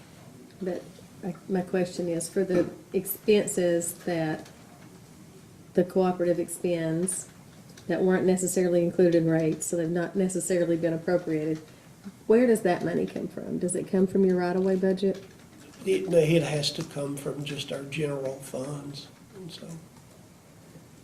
So the right-of-way budget is not enough, No, ma'am. and it never meets the amount of miles that you're supposed to do per year. Yes. And there's no extra money that just gets spent somewhere else? Well, I don't know exactly how you would characterize that, because the cost to operate the cooperative, every aspect of it, is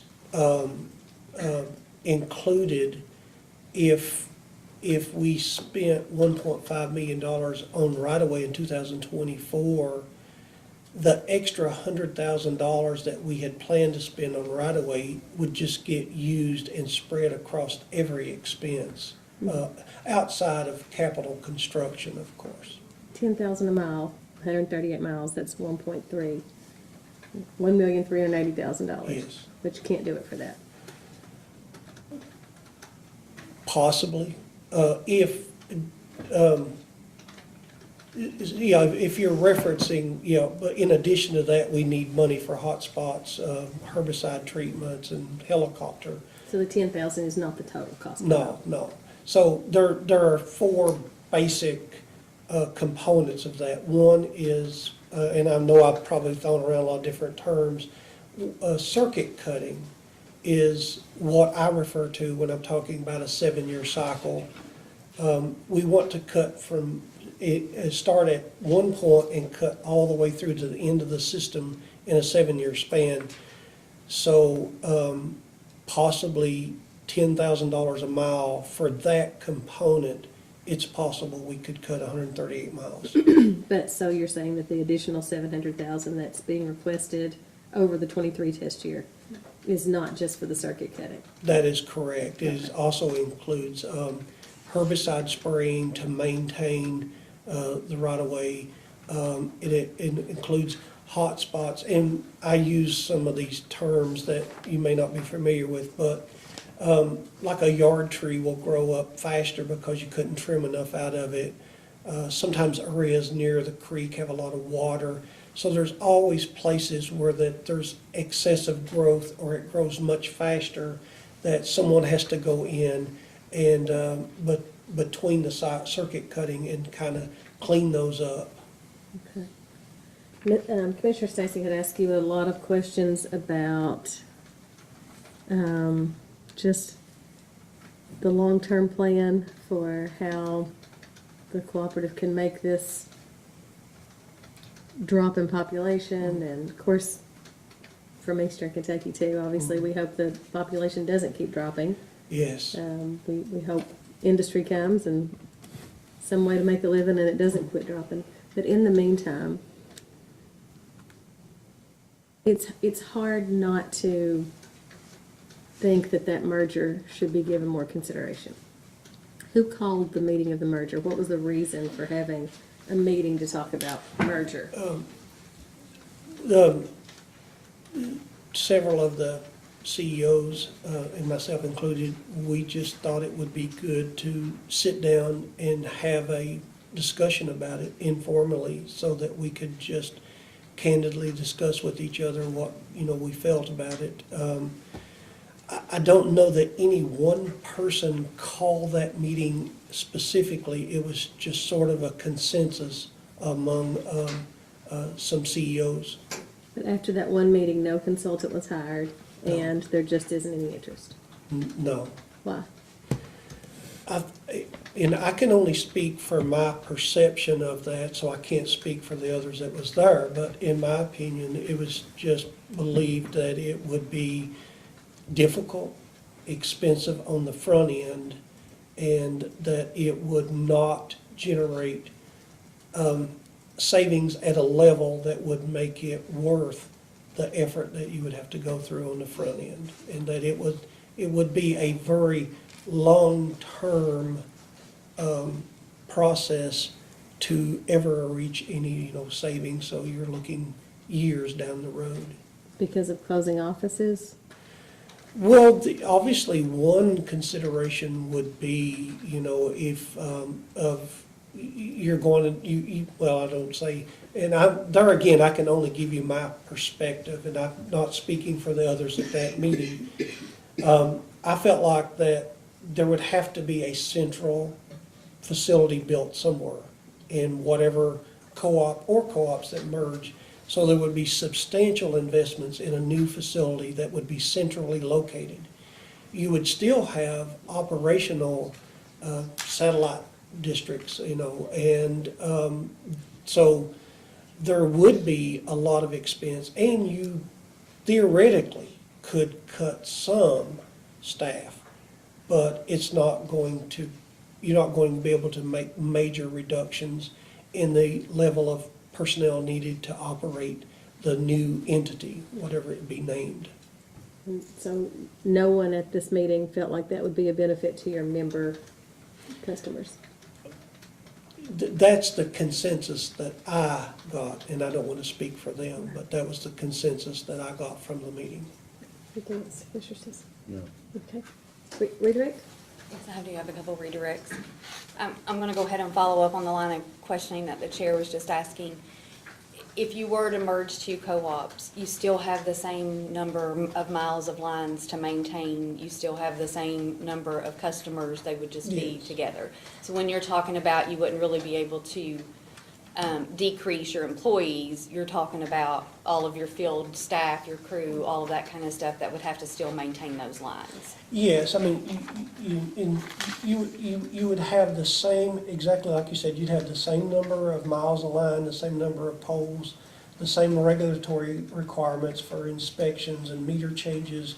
None of that would change. It would take the same amount of personnel to operate those systems from the operations side.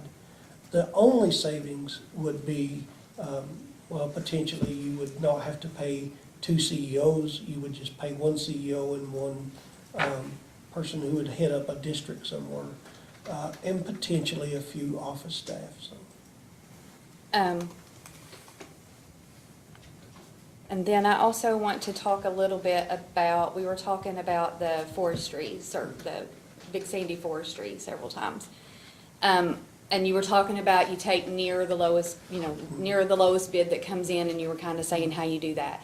You also contract with another contractor who submits bids as well, too. It's not just the forestry Yes. that does your right-of-way? The forestry is, and I think I've expressed this, the forestry is just one right-of-way crew that works for Big Sandy Forestry. We have an independent private contractor that usually supplies 3 crews that does, the bulk of the work and all the circuit cutting. And that's the local crews that you were Yes. talking about? Okay. And when you take it into account, whenever you were looking to see how much, Big Sandy Forestry could do that work for based on that lowest bid, is that an all-in number when you're doing that hourly? Does that count in the, accounting firm that you have to use to do the stuff, all the things that you were talking about, the work on the trucks, all of those Yes. things is included in that bid? That's not above and beyond what you had thought you could do that work for? That's correct. The Big Sandy Forestry operates just like the private contractor. The Big Sandy Forestry pays all of its expenses, everything. And so it operates exactly as the independent contractor does. Everything's included in the price that they're paid for the hourly work. Okay. And you said that it's one right-of-way crew that you have for the forestry. Yes. Those people who are going out and trimming the trees, that crew, those are not Big Sandy R.E.C.C. employees, No, correct? they are That's not. forestry employees. That's correct. They are. Okay. And can you talk to me just a little bit about the makeup of Big Sandy's customer base? Like, are you highly residential? Do you have any industrial customers? We're primarily residential customers. We have one customer who is an industrial B customer, and it's a hospital. That's the only industrial customer we have, and they just barely meet the qualifications. We have some small businesses, but we don't have any industrial load. Okay. And that's a little different than some of the other sister co-ops that you Yeah. have, is Yeah, that? certainly it is. I'm very envious of them. Some of the other cooperatives have a lot of industrial customers. All right. And you've talked a little bit about, the population and how it's declining in eastern Kentucky. I'm from eastern Kentucky as well. So, have you had efforts as Big Sandy and you as the CEO? Do you work with Kentucky Economic Development, EKPC's economic development team? Are you working on trying to get some more, industry there, some economic development opportunities in your area? Yes, I've been working, even as, in my former role as Vice President of Operations, I've been working with East Kentucky Power's Economic Development Team, been working with Rodney Hitch specifically since about 2019, trying to help attract industry into Big Sandy's territory. We have, And we have some ongoing projects as of right now that we're hoping to see come to fruition. East Kentucky Power has been really, really great about working with us, trying to identify places where there's the potential to bring an industry that could employ people, which I think is our greatest need, is if people had jobs and we could improve the economy, it would certainly improve Big Sandy's finances, for sure. And this is an ongoing effort. You said you're Yes, still it's working on current, those yes. things. Yeah, we're currently working on a site now. Okay. And we've had a lot of discussion about debt and for the cooperative model and, you know, the debt piece of it. Is most of Big Sandy's debt related to its work plan, its construction work plan? It's all related to our construction work plan that we file with RUS. Typically, it's, ours have been 4 years. Not every co-op does that, but ours are typically a 4-year construction work plan.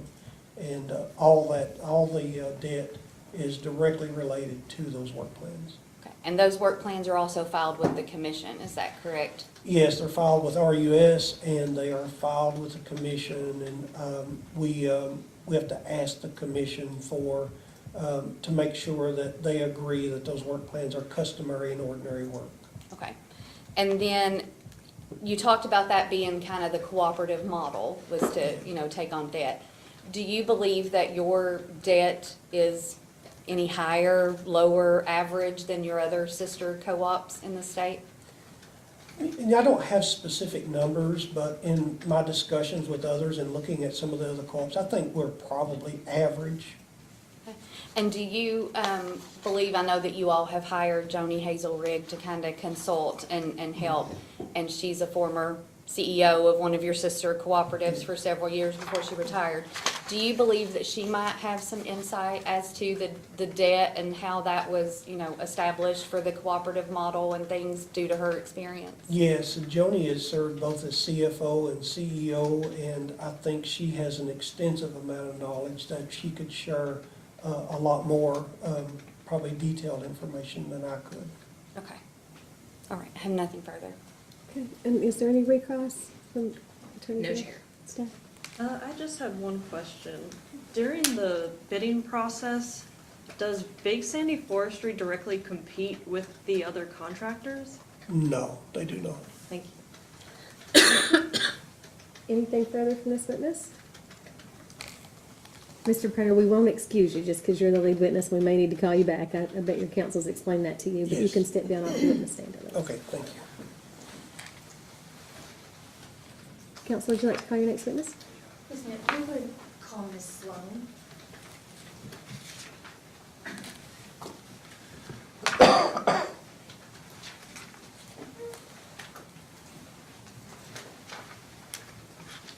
Would you raise your right hand to be sworn? Do you swear or affirm the testimony you're about to give is true and correct under penalty of perjury? Yes. Okay, please have a seat. Tell us your full name and business address. Robin Sloan, 504 11th Street, Paintsville, Kentucky. Okay, counsel? Thank you. Ms. Sloan, by who are you employed? Big Sandy R.E.C.C. And what is your title there? I'm the accounting manager. And you have provided written testimony and responses to data requests in this proceeding. Yes. And as of this moment, you don't have any revisions, amendments, edits, corrections to any of that testimony or responses? None that I'm aware of. And is it your intent to adopt all of that testimony and responses into the record of this proceeding here today? Yes. And then Ms. Sloan is available for cross-examination. Thank you, Chair. Go. Good morning, Ms. Sloan. Morning. I only have a handful of questions for you this morning. Is it accurate to state that Big Sandy used a 2.0 times interest earn ratio or a tier to calculate its revenue requirement in the pending case? Yes, I believe so, yes.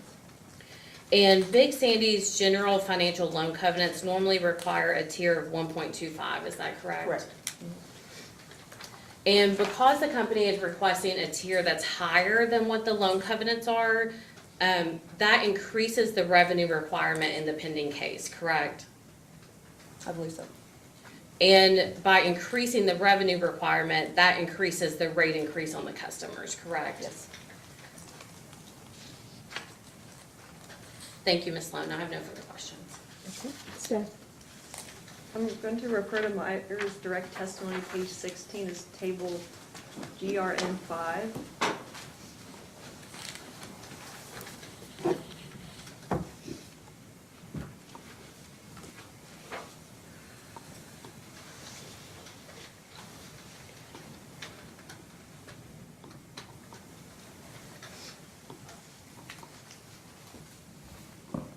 I'm sorry, what page of her testimony?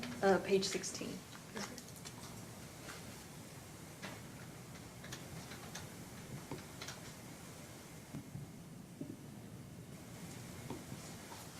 Ms. Sloan's testimony is not. Oh, sorry. Page 16? Greg Myers direct testimony Oh, is 16. Okay.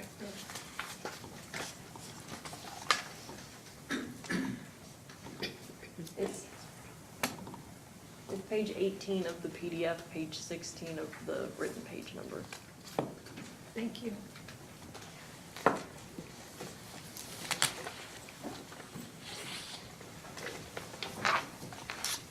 Could you explain why Big Sandy's transportation clearing was higher in 2022 than it was in 2023?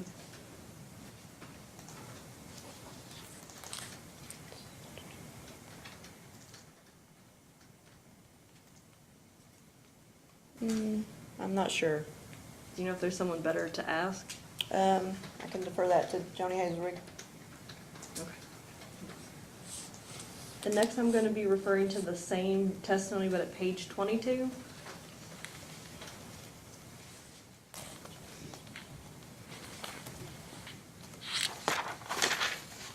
Okay. Just as a post-hearing data request, could Big Sandy provide a breakdown of premiums paid by coverage type, single versus family, and union versus non-union? Yes, we can. Thank you. Has Big Sandy ever performed a study comparing its benefit packages to others? None that I'm aware of. Okay. Do you know if, other than a study, if there's some type of comparison done for benefit packages with other benefit packages for other RECCs? I'm not aware. Could you explain what the reasoning behind Big Sandy originally requesting a 19% depreciation rate on transportation account 392? I think there was an error there. And do you know what the error was? I think some of the vehicles had depreciated out, and it wasn't caught in time. Thank you, I have no further questions. Commissioner Stacy? Yeah. I just have a little bit. Seems like there have been a lot of questions about the Big Sandy Forestry today. Yeah. And maybe that's because it's a little different than what we're used to seeing as far as these right-of-way expenses. Do you do the books for Big Sandy Forestry? No, You don't keep track of their expenses and no. things? If they had a $9,000 profit one year, a $39,000 profit one year, does that come back into or onto the books for Big Sandy R.E.C.C.? Yes, of course, our forestry hasn't been running that long, but both profits for both years came back into Big Sandy R.E.C.C.'s margins. Okay, and that's reflected somewhere in what you've turned into us? Like, where would that be recorded at? It's fallen into our income statement. Okay, and I'm not doubting you, I just don't know. No, I the just, books. I don't recall if that income statement made it into the record. Gotcha, okay. And it's my understanding that if there's a loss, we won't carry the loss. It will be carried on the Big Sandy Forestry books. Oh, okay, and did you, counsel? I believe their income statement is in the Is in record, the- at least for the test year. If you would like us to provide it for 24, since that had the bigger, excuse me, the bigger profit from forestry, we could do that as well. Did you have something? Yeah, has it had a loss? Well, we only had two so far, so both were profits. Thank you. You're welcome. And that's all I had, unless there's follow-up or redirect. I do have one quick clarification question, if that's okay. So if I heard you right, you just stated that the profits from the Big Sandy Forestry for both 2023 and 2024 came back to Big Sandy R.E.C.C.? Yes, they're included in our margins. Were you in the hearing room earlier when I asked that question to Mr. Prater? And he had stated in Discovery and then here today that the profits for 2023 did not come back to Big Sandy. I'm not sure that he was fully aware of that one because we've only had the forestry for 2 years. What I'm saying is, and that was a very small profit that went into our margins, and he wasn't in that component at that time.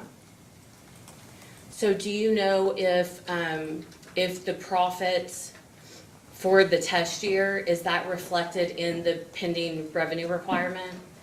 I'm pretty sure. Is there someone who would know for sure? Mr. Wolfram. All right, thank you. I have no further questions. Anything further? No. Any reason why this witness couldn't be excused? No, ma'am. Ma'am, you're excused. Thank you. Next witness? We call Johnny Hazelrig.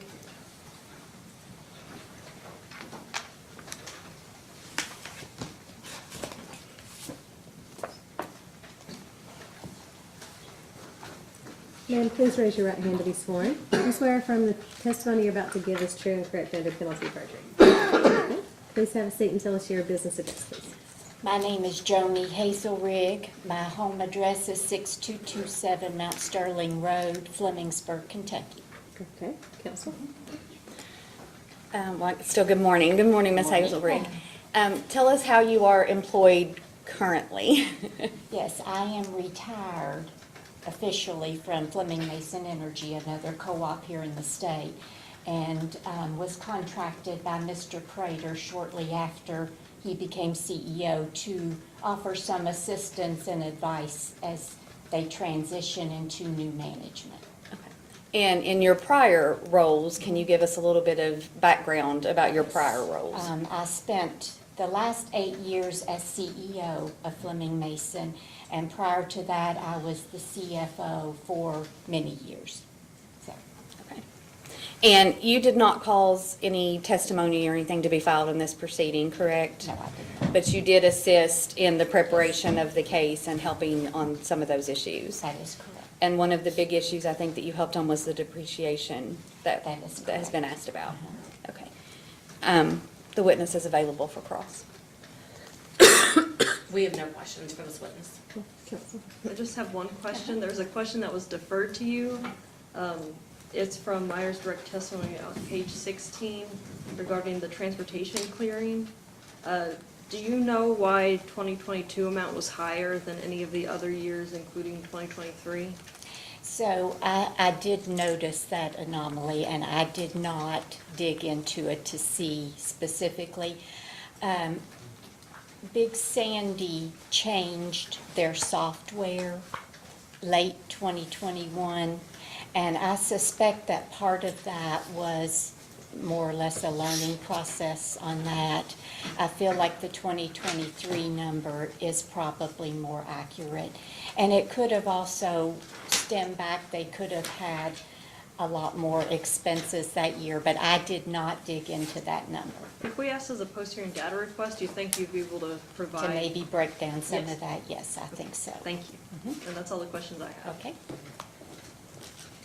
Was that the historical transportation clearing that you were asking about? Yes. Yes. So, was that averaged into the request in this case? No, we went back and adjusted the original numbers for the test year for 2023. So that has all been corrected. Okay. So no, the 2022 amount would not have impacted Okay. this at all. It wasn't normalized or? That's correct. Okay. Oh, Commissioner Stacy, do you have any questions? Ms. Hazelrig, Yes. you've worked for Fleming Mason for a long time.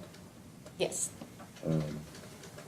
The questions that we asked earlier regarding the debt, Yes.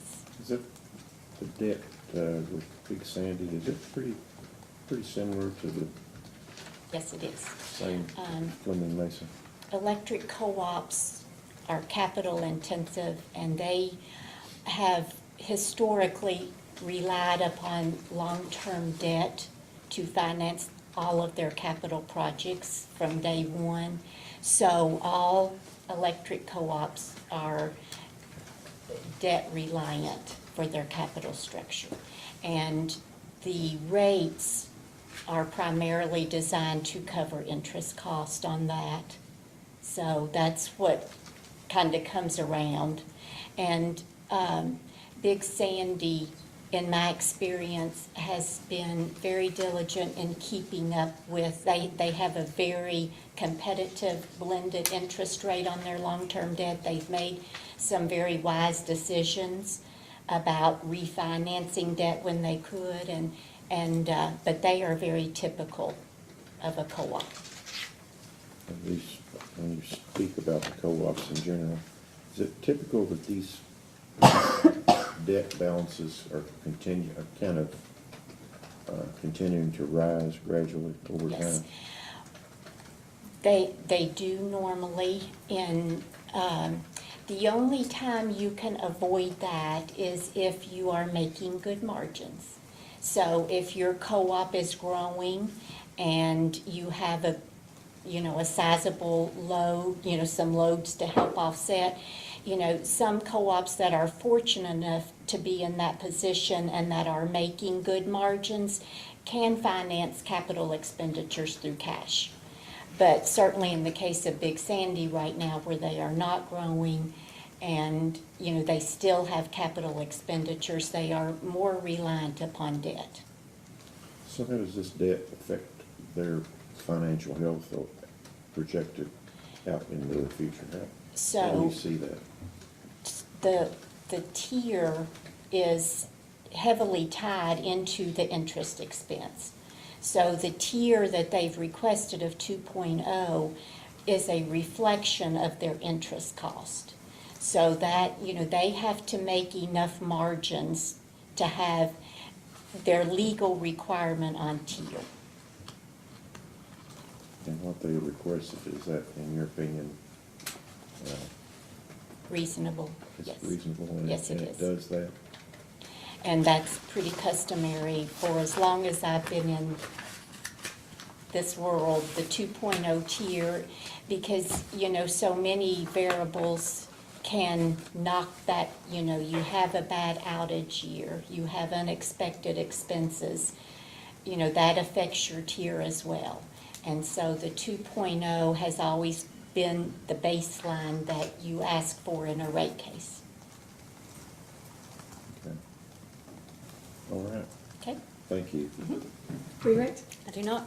Anything further? No questions. I just had one question. Yes. Did you help to calculate the new proposed adjustment for depreciation since the expense that was filed in Wolfram's rebuttal testimony? I did, And has that been corrected with the new proposed depreciation amount? It has been. Thank you. Okay, any reason why this witness couldn't be excused? Okay, ma'am, you're excused. Thank you. We are, let's see, 14 minutes till 12. We have Mr. Wolfram left and then Mr. Meyer. I'm kind of a mind to go ahead and take lunch rather than starting with Mr. Wolfram's, unless anybody thinks we'll get him done in less than 15 minutes. Kind of think not. I only have a few questions, but I don't know if staff does and I'm fine waiting until after lunch. We have 2 questions for Mr. Wolfram, and we have 5 for Mr. Meyer. Oh. We might get them both done. Mr. Wolfram is voting with his fingers there, though. Let's keep this rolling. Candace, is it okay with you? We go, It's fine with okay? me, yes. All right, let's do it. Next witness. If I holler at you, you may have to take it back one day. Well, But let's that's do too long. something, No, not now. No, let's do no. something better than holler. Hold this up. I'll hit Commissioner Stacy. Yeah, so we were raised right around here. We go holler. I'm gonna call Mr. Wolfram now. Mr. Wolfram, welcome back. Raise your right hand to be sworn. Do you swear or affirm the testimony you're about to give is true and correct to the best of your knowledge? I do, so help me Under God. penalty of perjury. I do. Counsel. And Mr. Wolfram, could you state by whom you are employed? Yes, I'm principal of Catalyst Consulting LLC, business address 3308 Haddon Road, Louisville, Kentucky, 40241. And you were hired by Big Sandy as a rate consultant in this case? Yes, And in that role, you provided direct testimony, responses to data requests, and then rebuttal testimony in this matter? yes, that's right.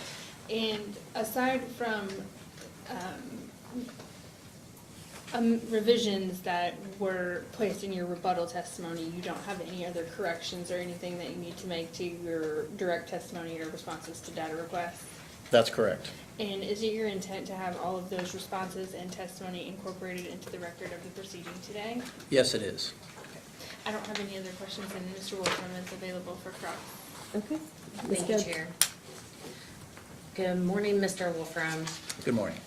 Do you recall the Attorney General's witness, Mr. Greg Myers' testimony recommending a reduction of approximately $1.5 million to Big Sandy's requested rate increase? I do.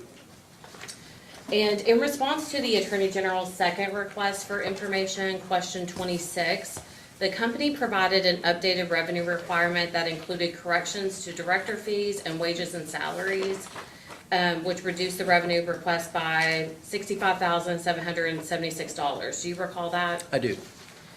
And is that $65,776 reduction reflected in your revised rate increase in the rebuttal testimony? It is.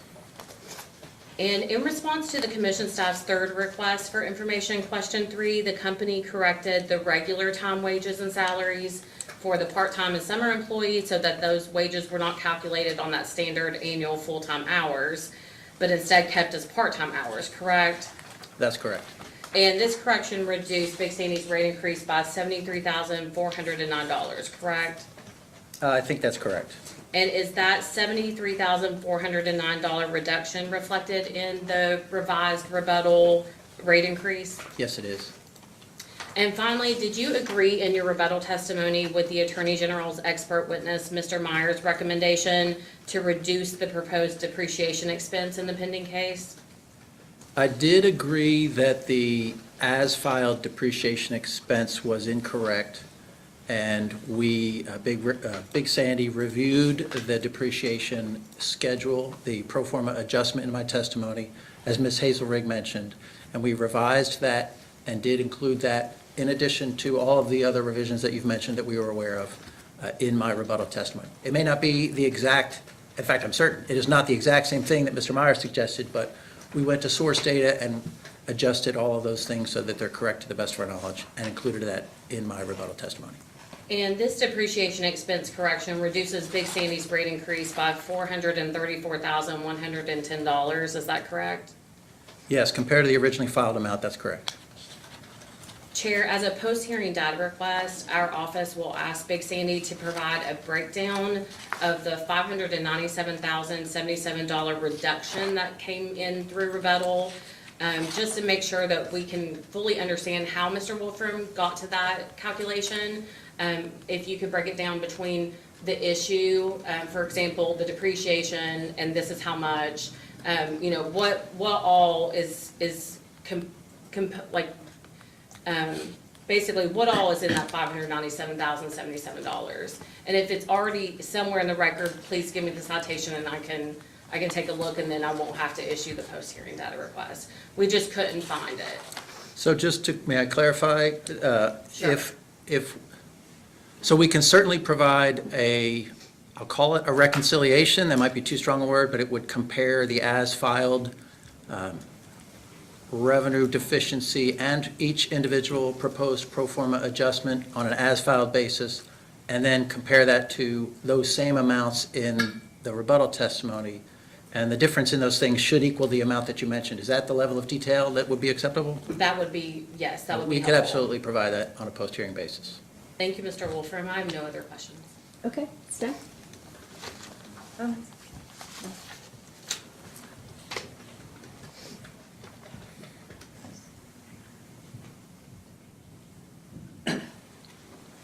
I'm looking at the direct testimony of Greg Meyer, Exhibit GRM-2.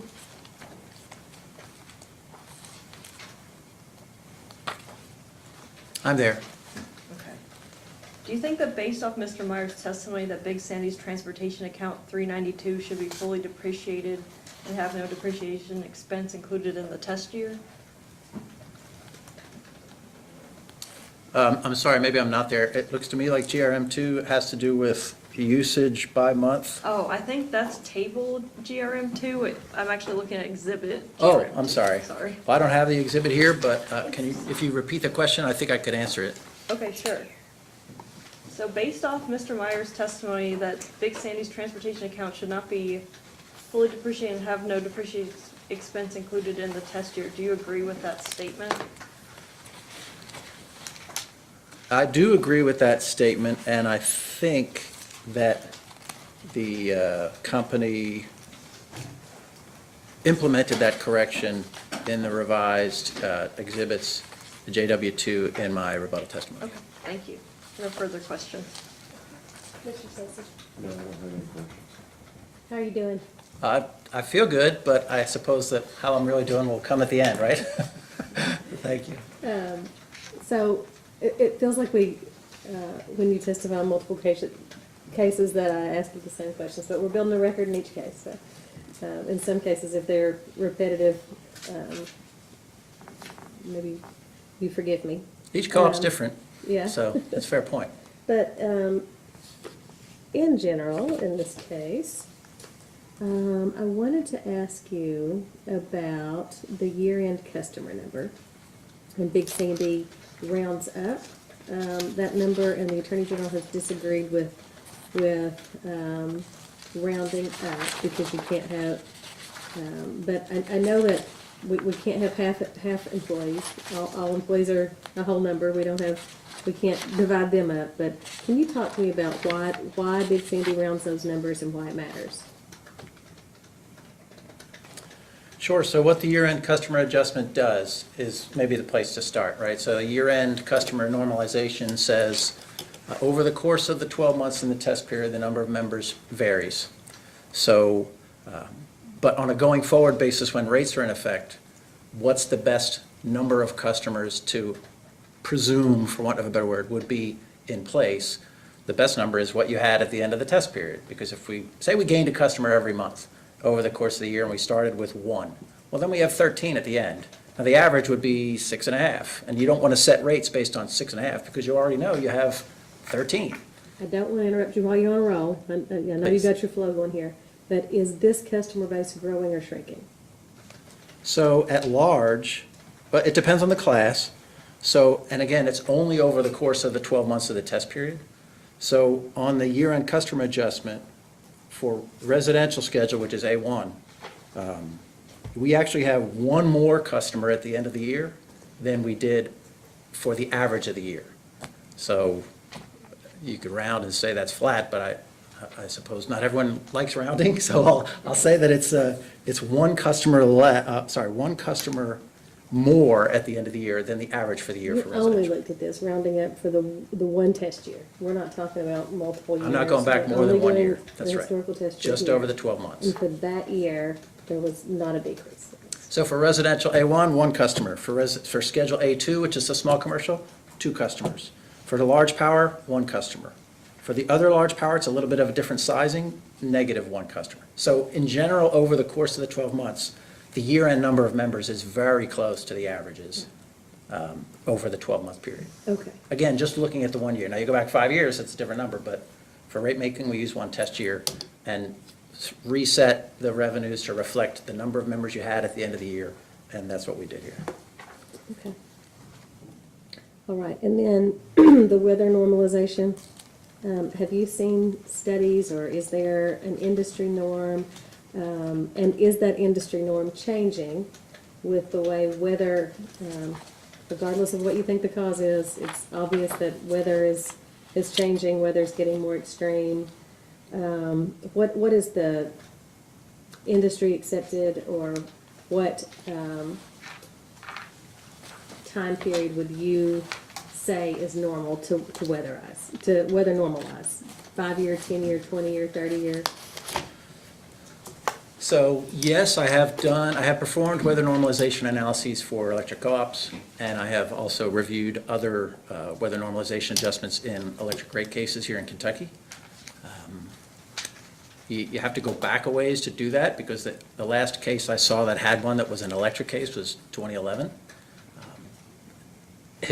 the way those are performed is it involves, it's a statistical analysis, so it involves, well, the commission has found in previous orders, I think in LG&E cases, maybe in the 1980s, that there was some debate about whether it was better to use a 20 years worth of historical weather data versus 30.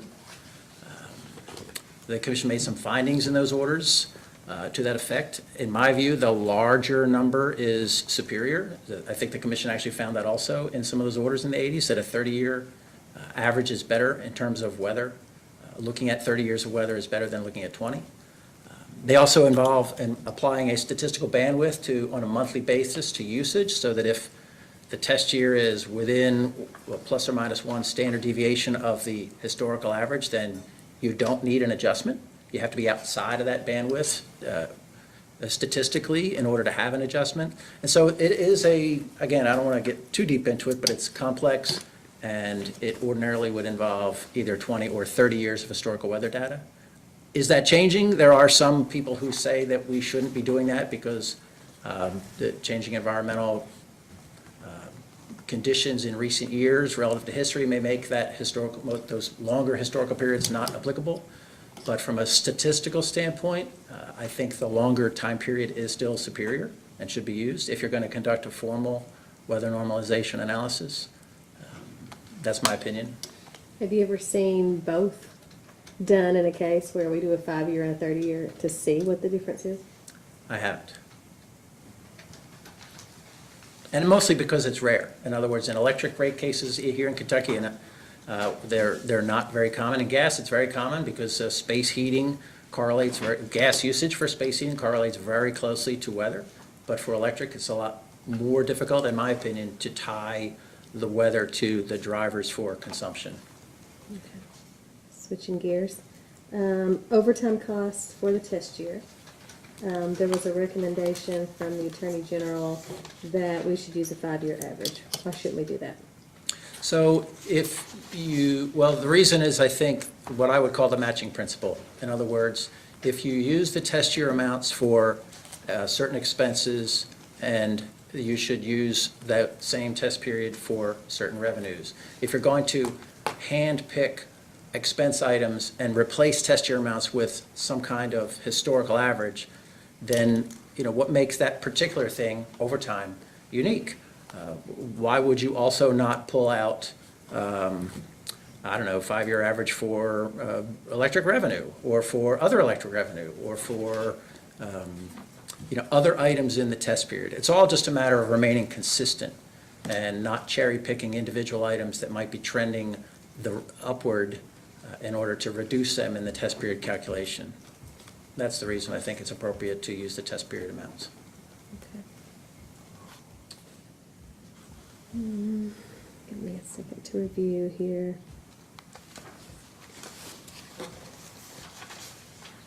Customer charge. We talked about this in a couple of other cases, I think.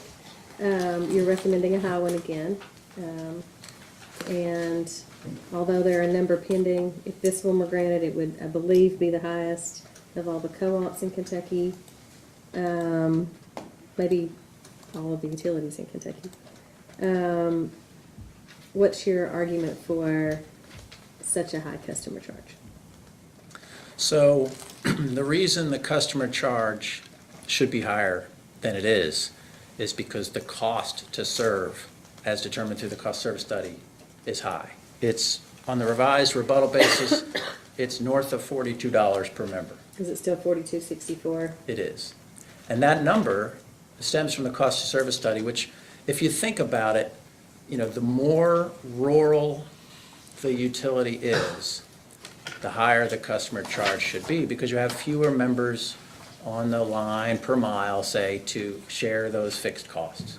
So the more rural it is, the higher it should be. And frankly, the customer charge right now is among one of the higher ones in the state, but the company doesn't compare itself to other utilities when determining its costs. They are what they are. And here, this customer charge is almost exactly half, actually, of what it should be.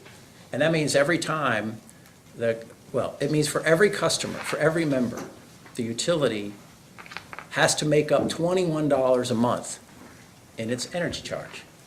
And with declining usage and declining customers, that's hard to do. That's probably why, certainly one of the main reasons why tier is low. And so the short answer, well, it may be too late for that. But the short answer is the customer charge should be higher because the cost to serve, the fixed cost per member to serve, is twice what the co-op is charging right now. And it's just how it is. And it's not likely to change for Big Sandy because they are especially rural. The number of members per mile is very low, and they have very few, actually, they don't have any real industrial customers. They have one member taking service, a hospital taking service on an industrial rate. So there's no, in some of our other cases, we've had other classes that have much higher margins, rates of return, and they're industrial or large commercial. We don't have that here.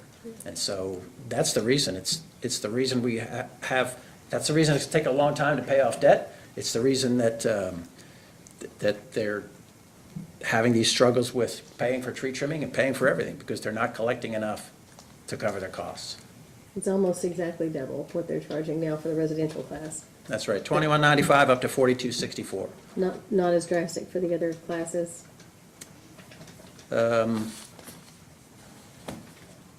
Stay with me.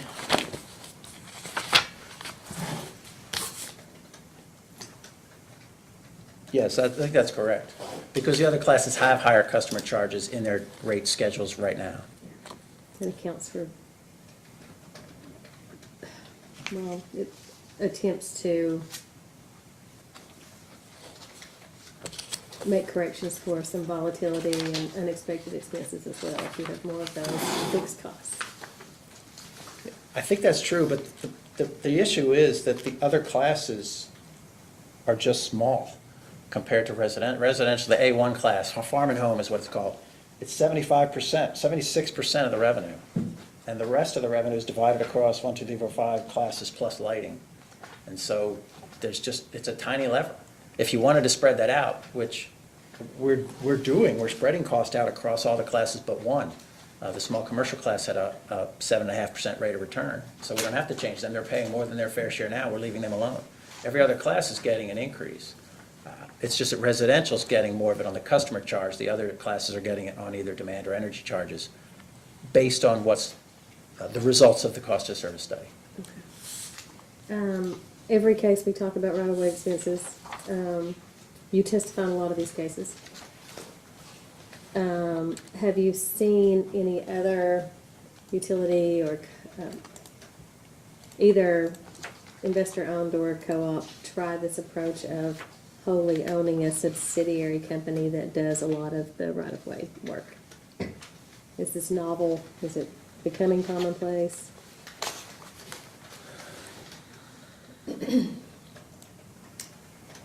I feel like I've seen it before, but I can't remember a particular utility. It doesn't strike me as unconventional. It's still a co-op, it's still a not-for-profit entity. There's no shareholder interest we have to protect against here. So I know I have seen other co-ops with things like this. I can't name a specific one right now. In my limited experience, it sounds like what we keep suggesting to people. Have you tried this? Have you tried this? Have you talked about bringing it in-house? I'm just wondering if you have an opinion about the overall effectiveness of it, or if it's too simple. So I can tell you, I have an opinion, some experience with the co-ops when I first started doing these co-op rate cases. And I've been doing these since roughly 2010, 11, 12, so over 10 years. There was a stretch of time when the co-ops got away from doing tree trimming or vegetation management in-house because of the cost. And I think when they did that, they shifted over to contract. This is speaking broadly, I don't mean everyone, but just general trends. The cost of maintaining the equipment and for the insurance and for the employees became high. And now I think it's kind of come back around because just in the last couple of years, the costs related to the contractors, and maybe it's those same reasons, or maybe it's because of COVID and labor shortages, or maybe it's inflation, I don't know the reasons, but the costs for these bids have gone up. And we've seen it in the cases where the commission has asked for the co-ops to submit their bids and to ensure that we have a bid process to make the adjustments known and measurable. Those costs have really gone up a lot. And so I think a lot of co-ops now are considering, or have been since COVID, considering bringing some of that function back in-house, whether through a subsidiary or just flat out because the contracting staffing has has been questionable, the costs have been high, and frankly, I think the co-ops I've worked with have felt like the contractors maybe feel like they're holding all the cards.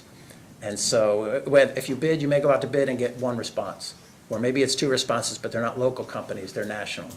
You don't really know. We've had some co-ops where the contractor has just said in the middle of the term, I'm no longer honoring this contract, but I'll come in tomorrow and I'll pick back up where it was before at a much higher rate. This was, I think, in a co-op case a year or two ago. Maybe it was Jackson Purchase. I don't think we loved that. Yeah, it's very difficult. I mean, the utility managers don't love it either. Nobody likes that. But it points to the potential consideration of bringing it back in-house, whether through a subsidiary or otherwise. So that's my observation of the trends over the last 10 years. These things kind of come and go with the way the contractors are, what they're charging, and their availability, and those other factors that drive the ability to High pay for unemployment this. rates, low unemployment rates. Unemployment, depending a on what the factor, economy's insurance, inflation, all of those things, I'm sure are factors. doing. Yeah.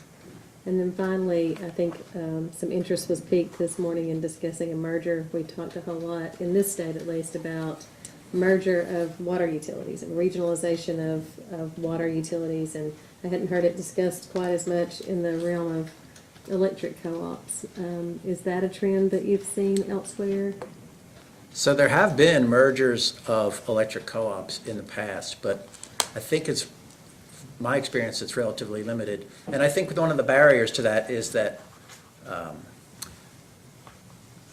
if you have two co-ops that are both very rural, merging them doesn't solve any of the problems. The challenges that those co-ops face remain. You may reduce some admin, I think as Mr. Prater said, you may eliminate one of two chief executive officers or maybe one of two CFOs. You might even be able to combine the board of directors so that if there was 7 directors here and 7 directors there, you might only need 12 instead of 14 in a merged entity.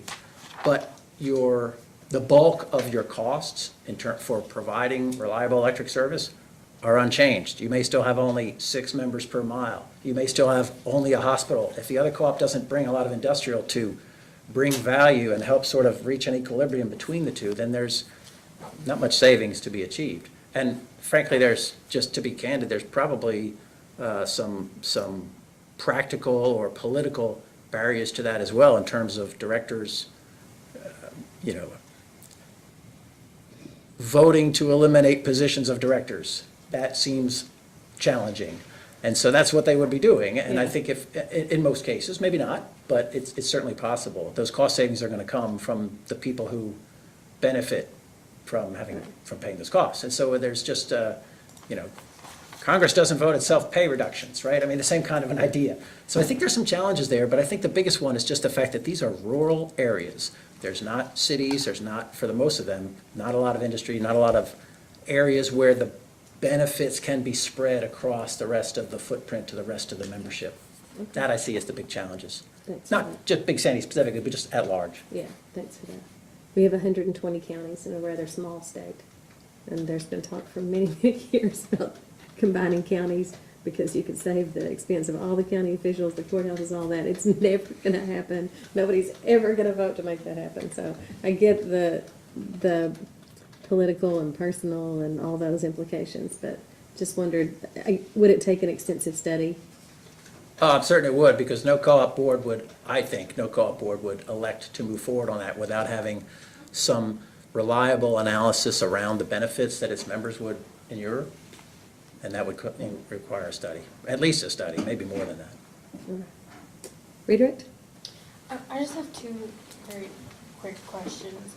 One, was there in this case, another cost of service study done, or is yours the only one in the record? Mine is the only one that I'm aware of in the record.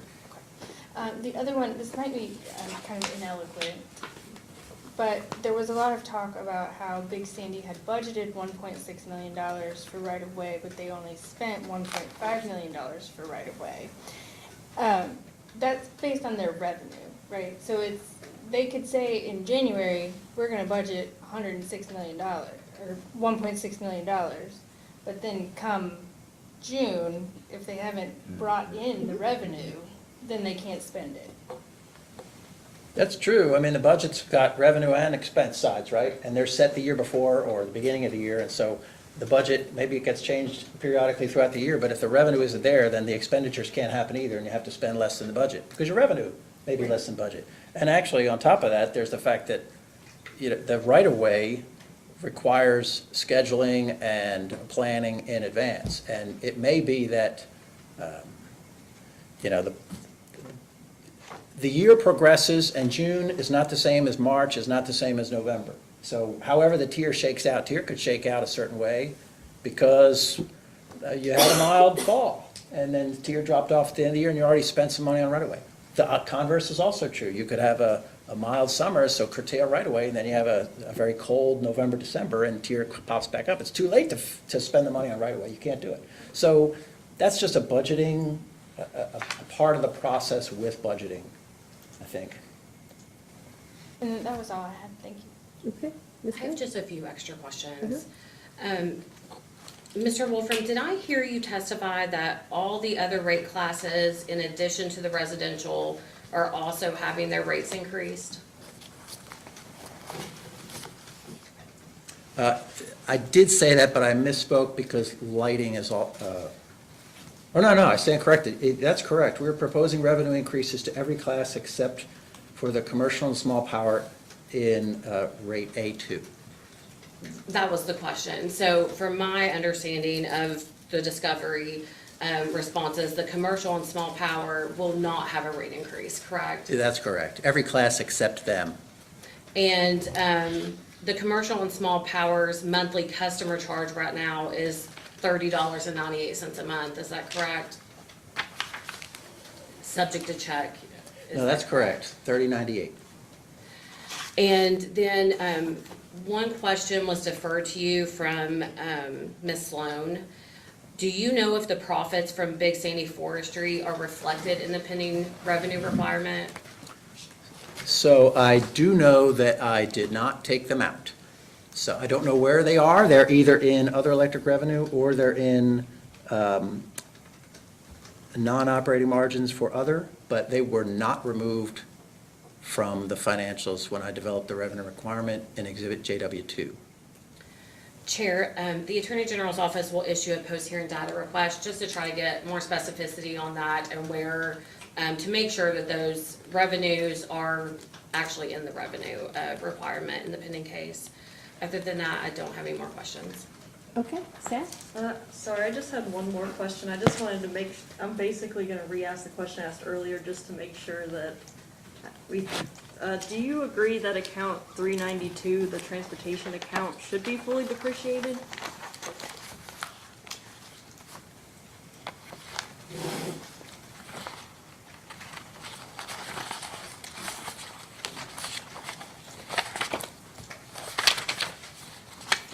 And that was from Meyer direct testimony. It was the exhibit GRM2. Right, so, well, let me put it this way. I hope it'll answer the question. I think that the account 392 should have some fully depreciated items. And I don't think the entire account should be fully depreciated so that there's no net plan. But in our revised exhibit JW2, reference schedule 1.03, we updated the depreciated, fully depreciated items amount to be about $1.7 million out of $2.3 million. So it's mostly depreciated at the 16.3%, and we've reflected that in our updated exhibits. I'm not sure that's exactly what Mr. Meyer was saying, but conceptually, yes, it should be, let's say, largely or more fully depreciated than in our original exhibit. Okay, thank you. That answers the question. I Thanks. appreciate it. Commissioner Sexton, did you have a question? Yes, we talked earlier about economic development issues in the region that serve by this utility. And the loss of the coal industry, and they were big customers for this utility. Have you had experience with other utilities where they have attempted to attract or have attracted like Bitcoin companies or data companies, and what the effect those are of from your experience? So yes, I have. In fact, several co-ops in Kentucky have done that. I've worked with a few who have done that. And what those cryptocurrency or Bitcoin members do is ordinarily they are, for the distribution co-ops, they're basically providing a boost in margins because the distribution co-ops don't really invest to provide service. Most of those folks are kind of direct connect or direct serve from East Kentucky. By the way it works, it's a retail rate, so the distribution co-op will collect some, what I'll call the retail adder on top of the wholesale bill to those members, and therefore get some margin. That can be very significant margins based on the size of these members, which many of which are large. The crypto mining, they can come in quickly with a big load, provide a big amount of margins. They can also exit quickly, which is not true for data centers or other places where there's a lot of plant investment. But some of these cryptocurrencies, they're basically driving facilities in on the back of a flatbed truck, dropping it into a site. If they decide they want to leave, they can leave and be gone in a week, or maybe quicker.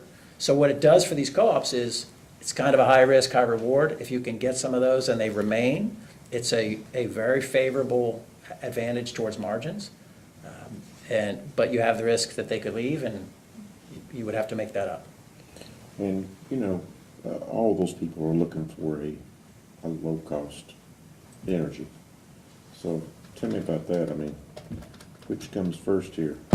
So in my view, for a distribution co-op like Big Sandy, a cryptocurrency facility is a good member to have because you don't have to invest to provide service for the most part. For East Kentucky, it might be a different animal, or any other wholesale provider who has power plants and transmission lines, they would have to potentially invest in facilities to serve high magnitude load. That can be a real challenge. But for the distribution co-ops, because they're distribution only, not so much. So even if one of these entities came to this region and they requested a low-cost energy, you think that would still be beneficial? So their desire, my understanding of this, is that the desire of any large member to get an advantageous rate, low-cost energy, low-cost total bill, frankly, demand and energy. The burden for that falls primarily on the G&T, the people who provide or if it's an investor-owned, it's going to fall on the production and the transmission functions, the power plants and the transmission lines, because they don't need a company to invest much in distribution. Think of that as the local ability to serve. It's going to be larger scale investments that really feel the pressure of the ability to serve those folks at low cost. So for an investor-owned, it's going to be on the production and transmission cost side. That's where the utility is going to have to find the money, find the savings, find the ability to charge a lower rate. For a distribution co-op, that won't really apply because the discounting, so to speak, will come on the wholesale purchase power supply side. And then the distribution co-op will have a very potentially small adder on top of that, which they would collect without having made those investments to provide any of that discount. So, in That your makes sense. opinion, is that a benefit to the average customer? So for the distribution co-op, it absolutely is because they will collect a margin without having made a investment in facilities. Right. For the G&T or for the IOU, it's going to depend on how much discount they have and how long it takes. A lot of the time, these discounts are partial. In other words, it's not free power. And the commission has standards in place that it's had in place since 1990 to give any kind of special discounts through its administrative case on economic development riders, where you have to at least make some contribution to fixed costs.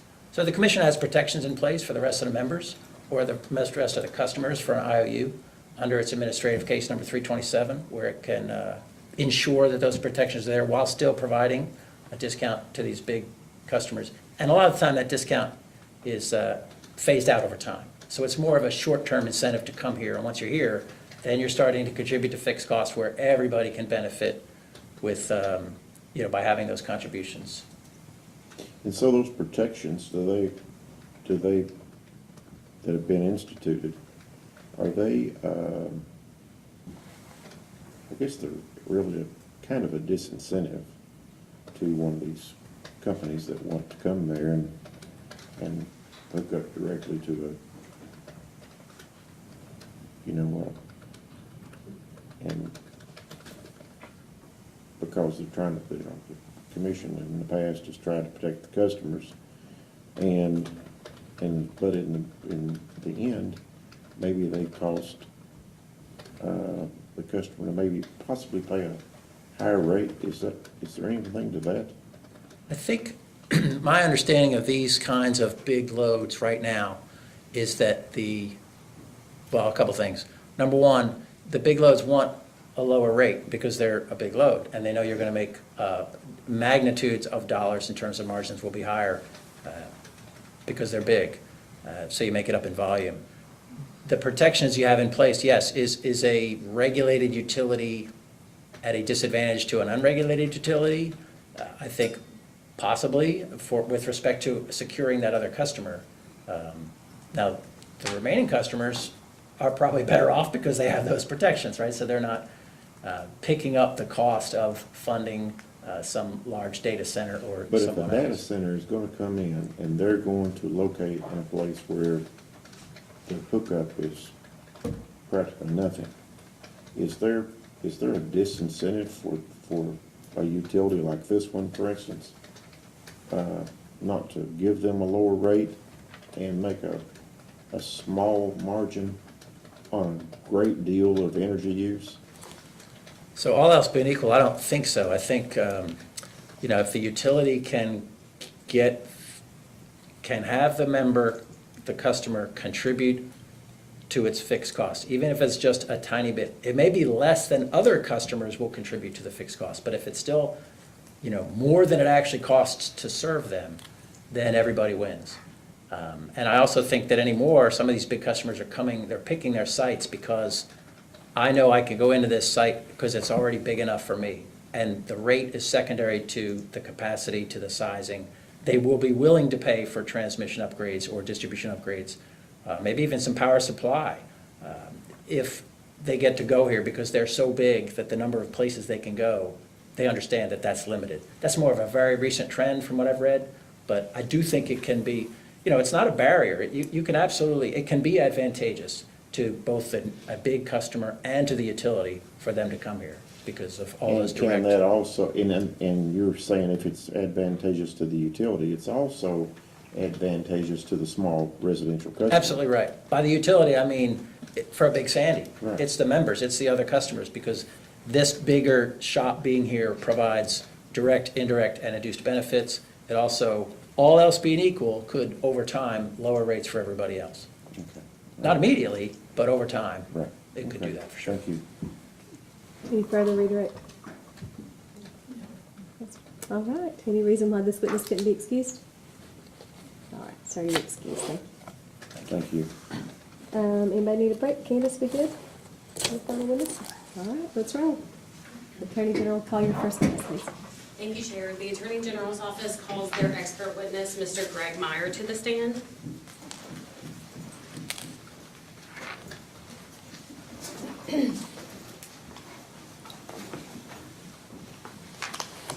How are you, sir? Welcome back. Hi, thank you. And you've already raised your right hand to be sworn.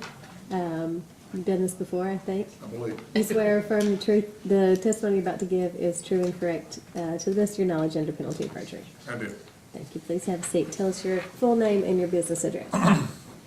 My name is Greg R. Meyer, and my business address is 16690 Swingley Ridge Road, Suite 140, Chesterfield, Missouri, 63017. Okay. Counsel? Thank you, Chair. Mr. Meyer, what is your occupation? I'm a regulatory consultant, a senior principal with the firm of Brew Baker and Associates. Did you cause direct testimony to be filed in this case?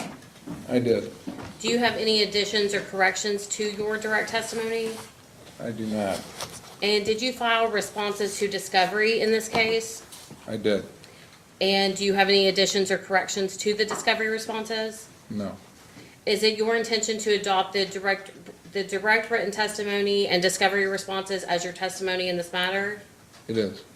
Chair, the witness is available for cross-examination. I just have one question. Good afternoon now, Mr. Meyer. Afternoon. Have you had a chance to review Mr. Wolfram's rebuttal testimony in his exhibit JW2, I think it is, regarding the depreciation calculation that we did? I reviewed his testimony. I haven't had a chance to review his depreciation schedule in detail. Okay, thank you. Nothing further. Okay. Good afternoon. Afternoon. I was wondering if you could explain why you chose 10 years as the basis for the weather normalization calculation?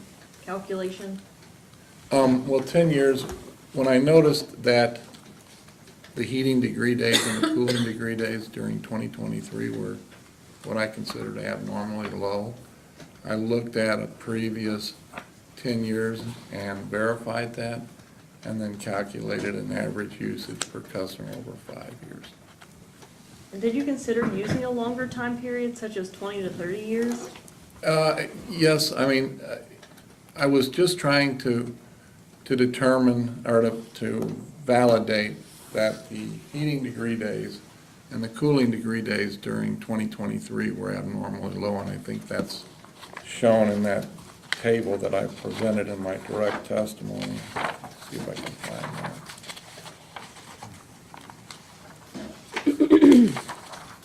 Table GRM 3. In 2023, the cooling degree days is the lowest level out of the 10 years, barring 1 year. And the heating degree days, which, after I've looked at Big Sandy's revenue streams, it's more apparent that that customers are more weather sensitive with heating degree days than they are cooling degree days. And that cooling degree day total, was the lowest in the last 10 years. So when you combine the two, there is, in my mind, there's no way that someone could argue that the level of revenues, residential revenues, just so we're clear, in the test year is normal. And are you aware of Big Sandy's tier and O tier requirements based on the debt covenants and the mortgage agreements? Yes, I think I put it in my testimony that out of 2 out of 3 years, it has to maintain a 1.25. Okay, and now I'm looking at the Attorney General's response to response to OAG DR 1-15. I'm not sure I have that. Is that on tier? Yes. Let me check. Is it I don't know if he has that. I may. Can you repeat what you're looking at? Is it Big Sandy's. Yeah, it's Big Sandy's response to the Attorney General's first data request, item 15. Oh, Big Sandy's response, Yes, I'm sorry. not our Oh, response? yeah, sorry about that. I don't know if I have that then. I have it on the computer. I'm sorry. Thank you.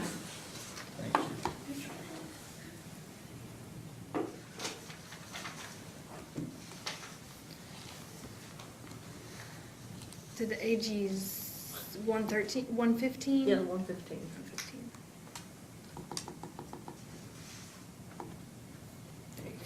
Thank you so much.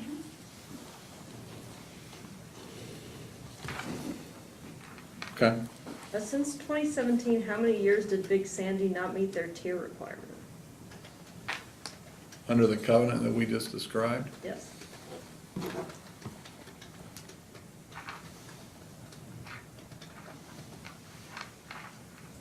just eyeballing it, I would say that, let's see, let me check this real quick.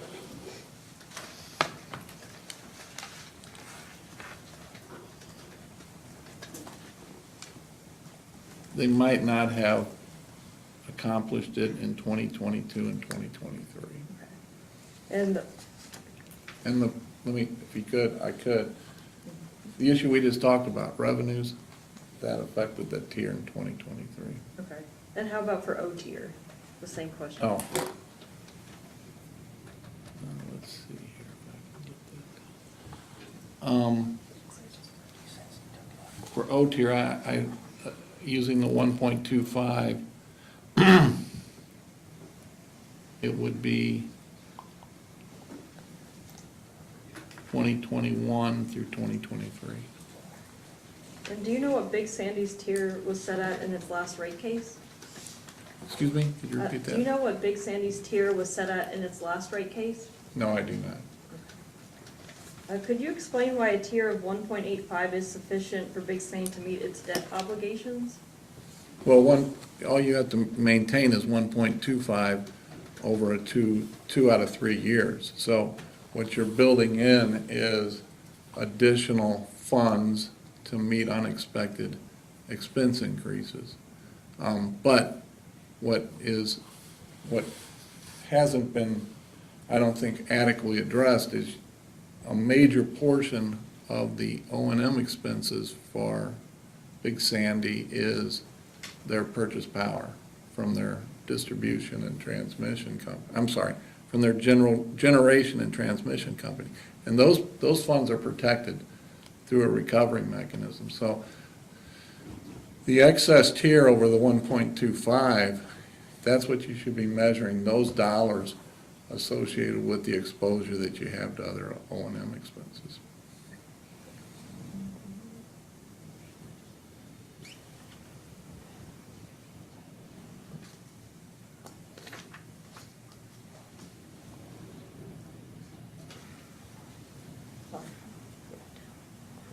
Oh, hang on one second, I'm sorry. That's okay. Our financial analysis person is typing.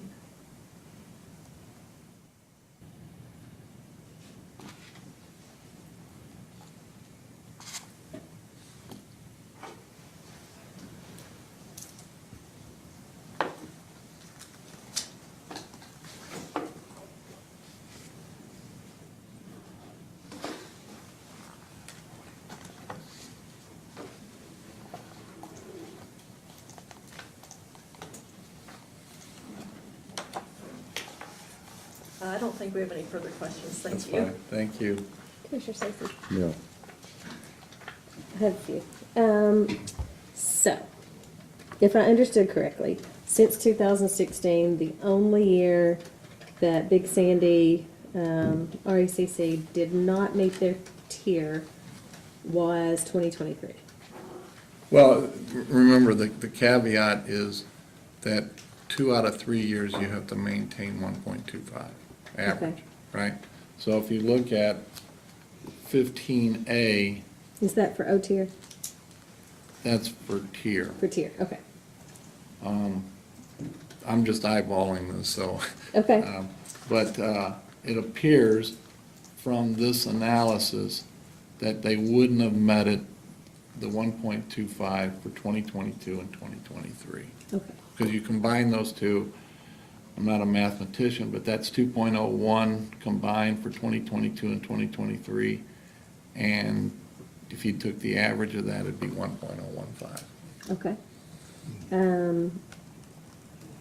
And we know that the weather, the cooling was at the lowest level, and the heating was at the lowest level in the last 10 years in 2023. So that just means a very mild weather year, right? You had a very mild winter, so we didn't use as much to heat.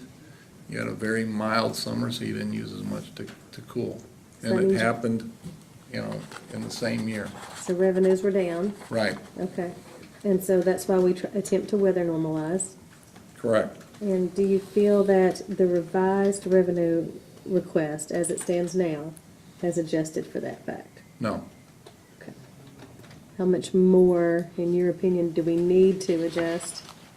I think And I know I'm asking you to generalize here, I apologize. No, not at all. I proposed a revenue adjustment of approximately $350,000, Just on that issue? just on that Okay. issue. And then the other issue on revenues was the one that you talked about with Mr. Wolfram about rounding customers. Gotcha. You have something you want to say about that? I'll let you. Well, Mr. Wolfram and I disagree, okay, and I'll give you, he gave you a pretty good example. I thought of one myself. Let's say that you had, and I'm gonna use real small numbers so it's easier to follow. Let's say you had 6 months of 9 customers, or you had 9 customers for 6 months. And then it went, so that's, if you added that up, that'd be 54 customers. And then you had 6 months of 12 customers, right? So that'd be 72 customer counts. 72 and 54 is 126. 126 divided by 12 is 10 and a half customers. Mr. Wolfram would take that 10 and a half and round it up to 11 and then calculate that you only had a customer growth of 1. But in reality, because you averaged 10 and a half customers during the test year, you should raise revenues by 1.5 to the 12, to recognize the 12 customers. Under Mr. Wolfram's methodology, I would have lost 1/2 of a customer for the year for that usage, and so he's understating revenues on a growing basis. So I use, and then maybe that's the confusing part between what I tried to do and what Mr. Wolfram maybe understood or misunderstood, I'm not sure.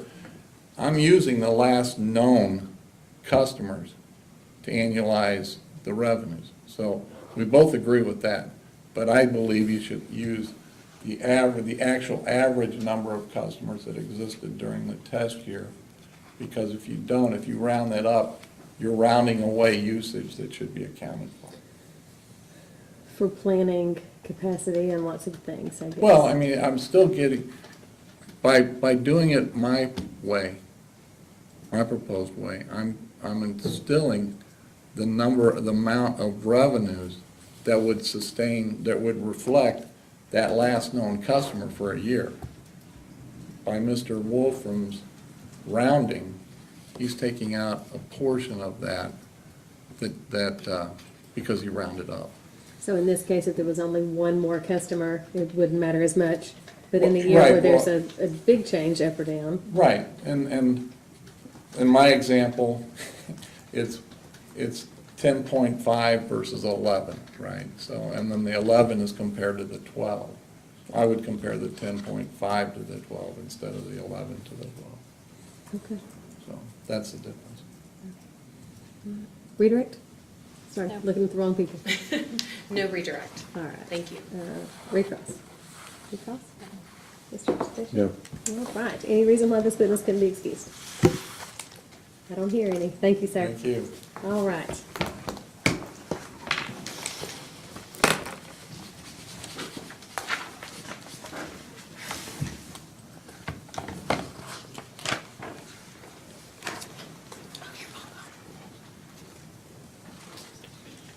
I didn't hear any new exhibits today. Anybody have anything they meant to introduce and didn't? Any motions at this time?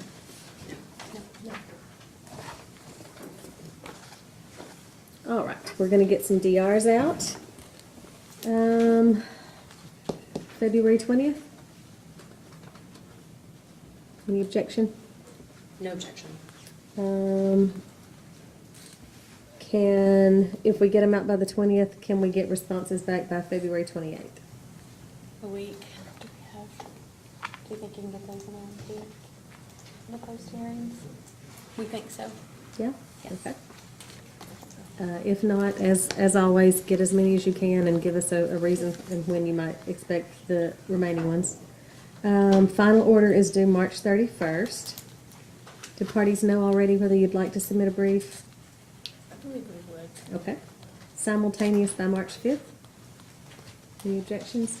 No objection. Okay. Simultaneous response briefs then by March 12th. 12. And then final order due March 31st, as I've said. Anybody know of anything else we need to take up? Fair warning, I'm about to get the gavel. Going once, going twice. We are adjourned.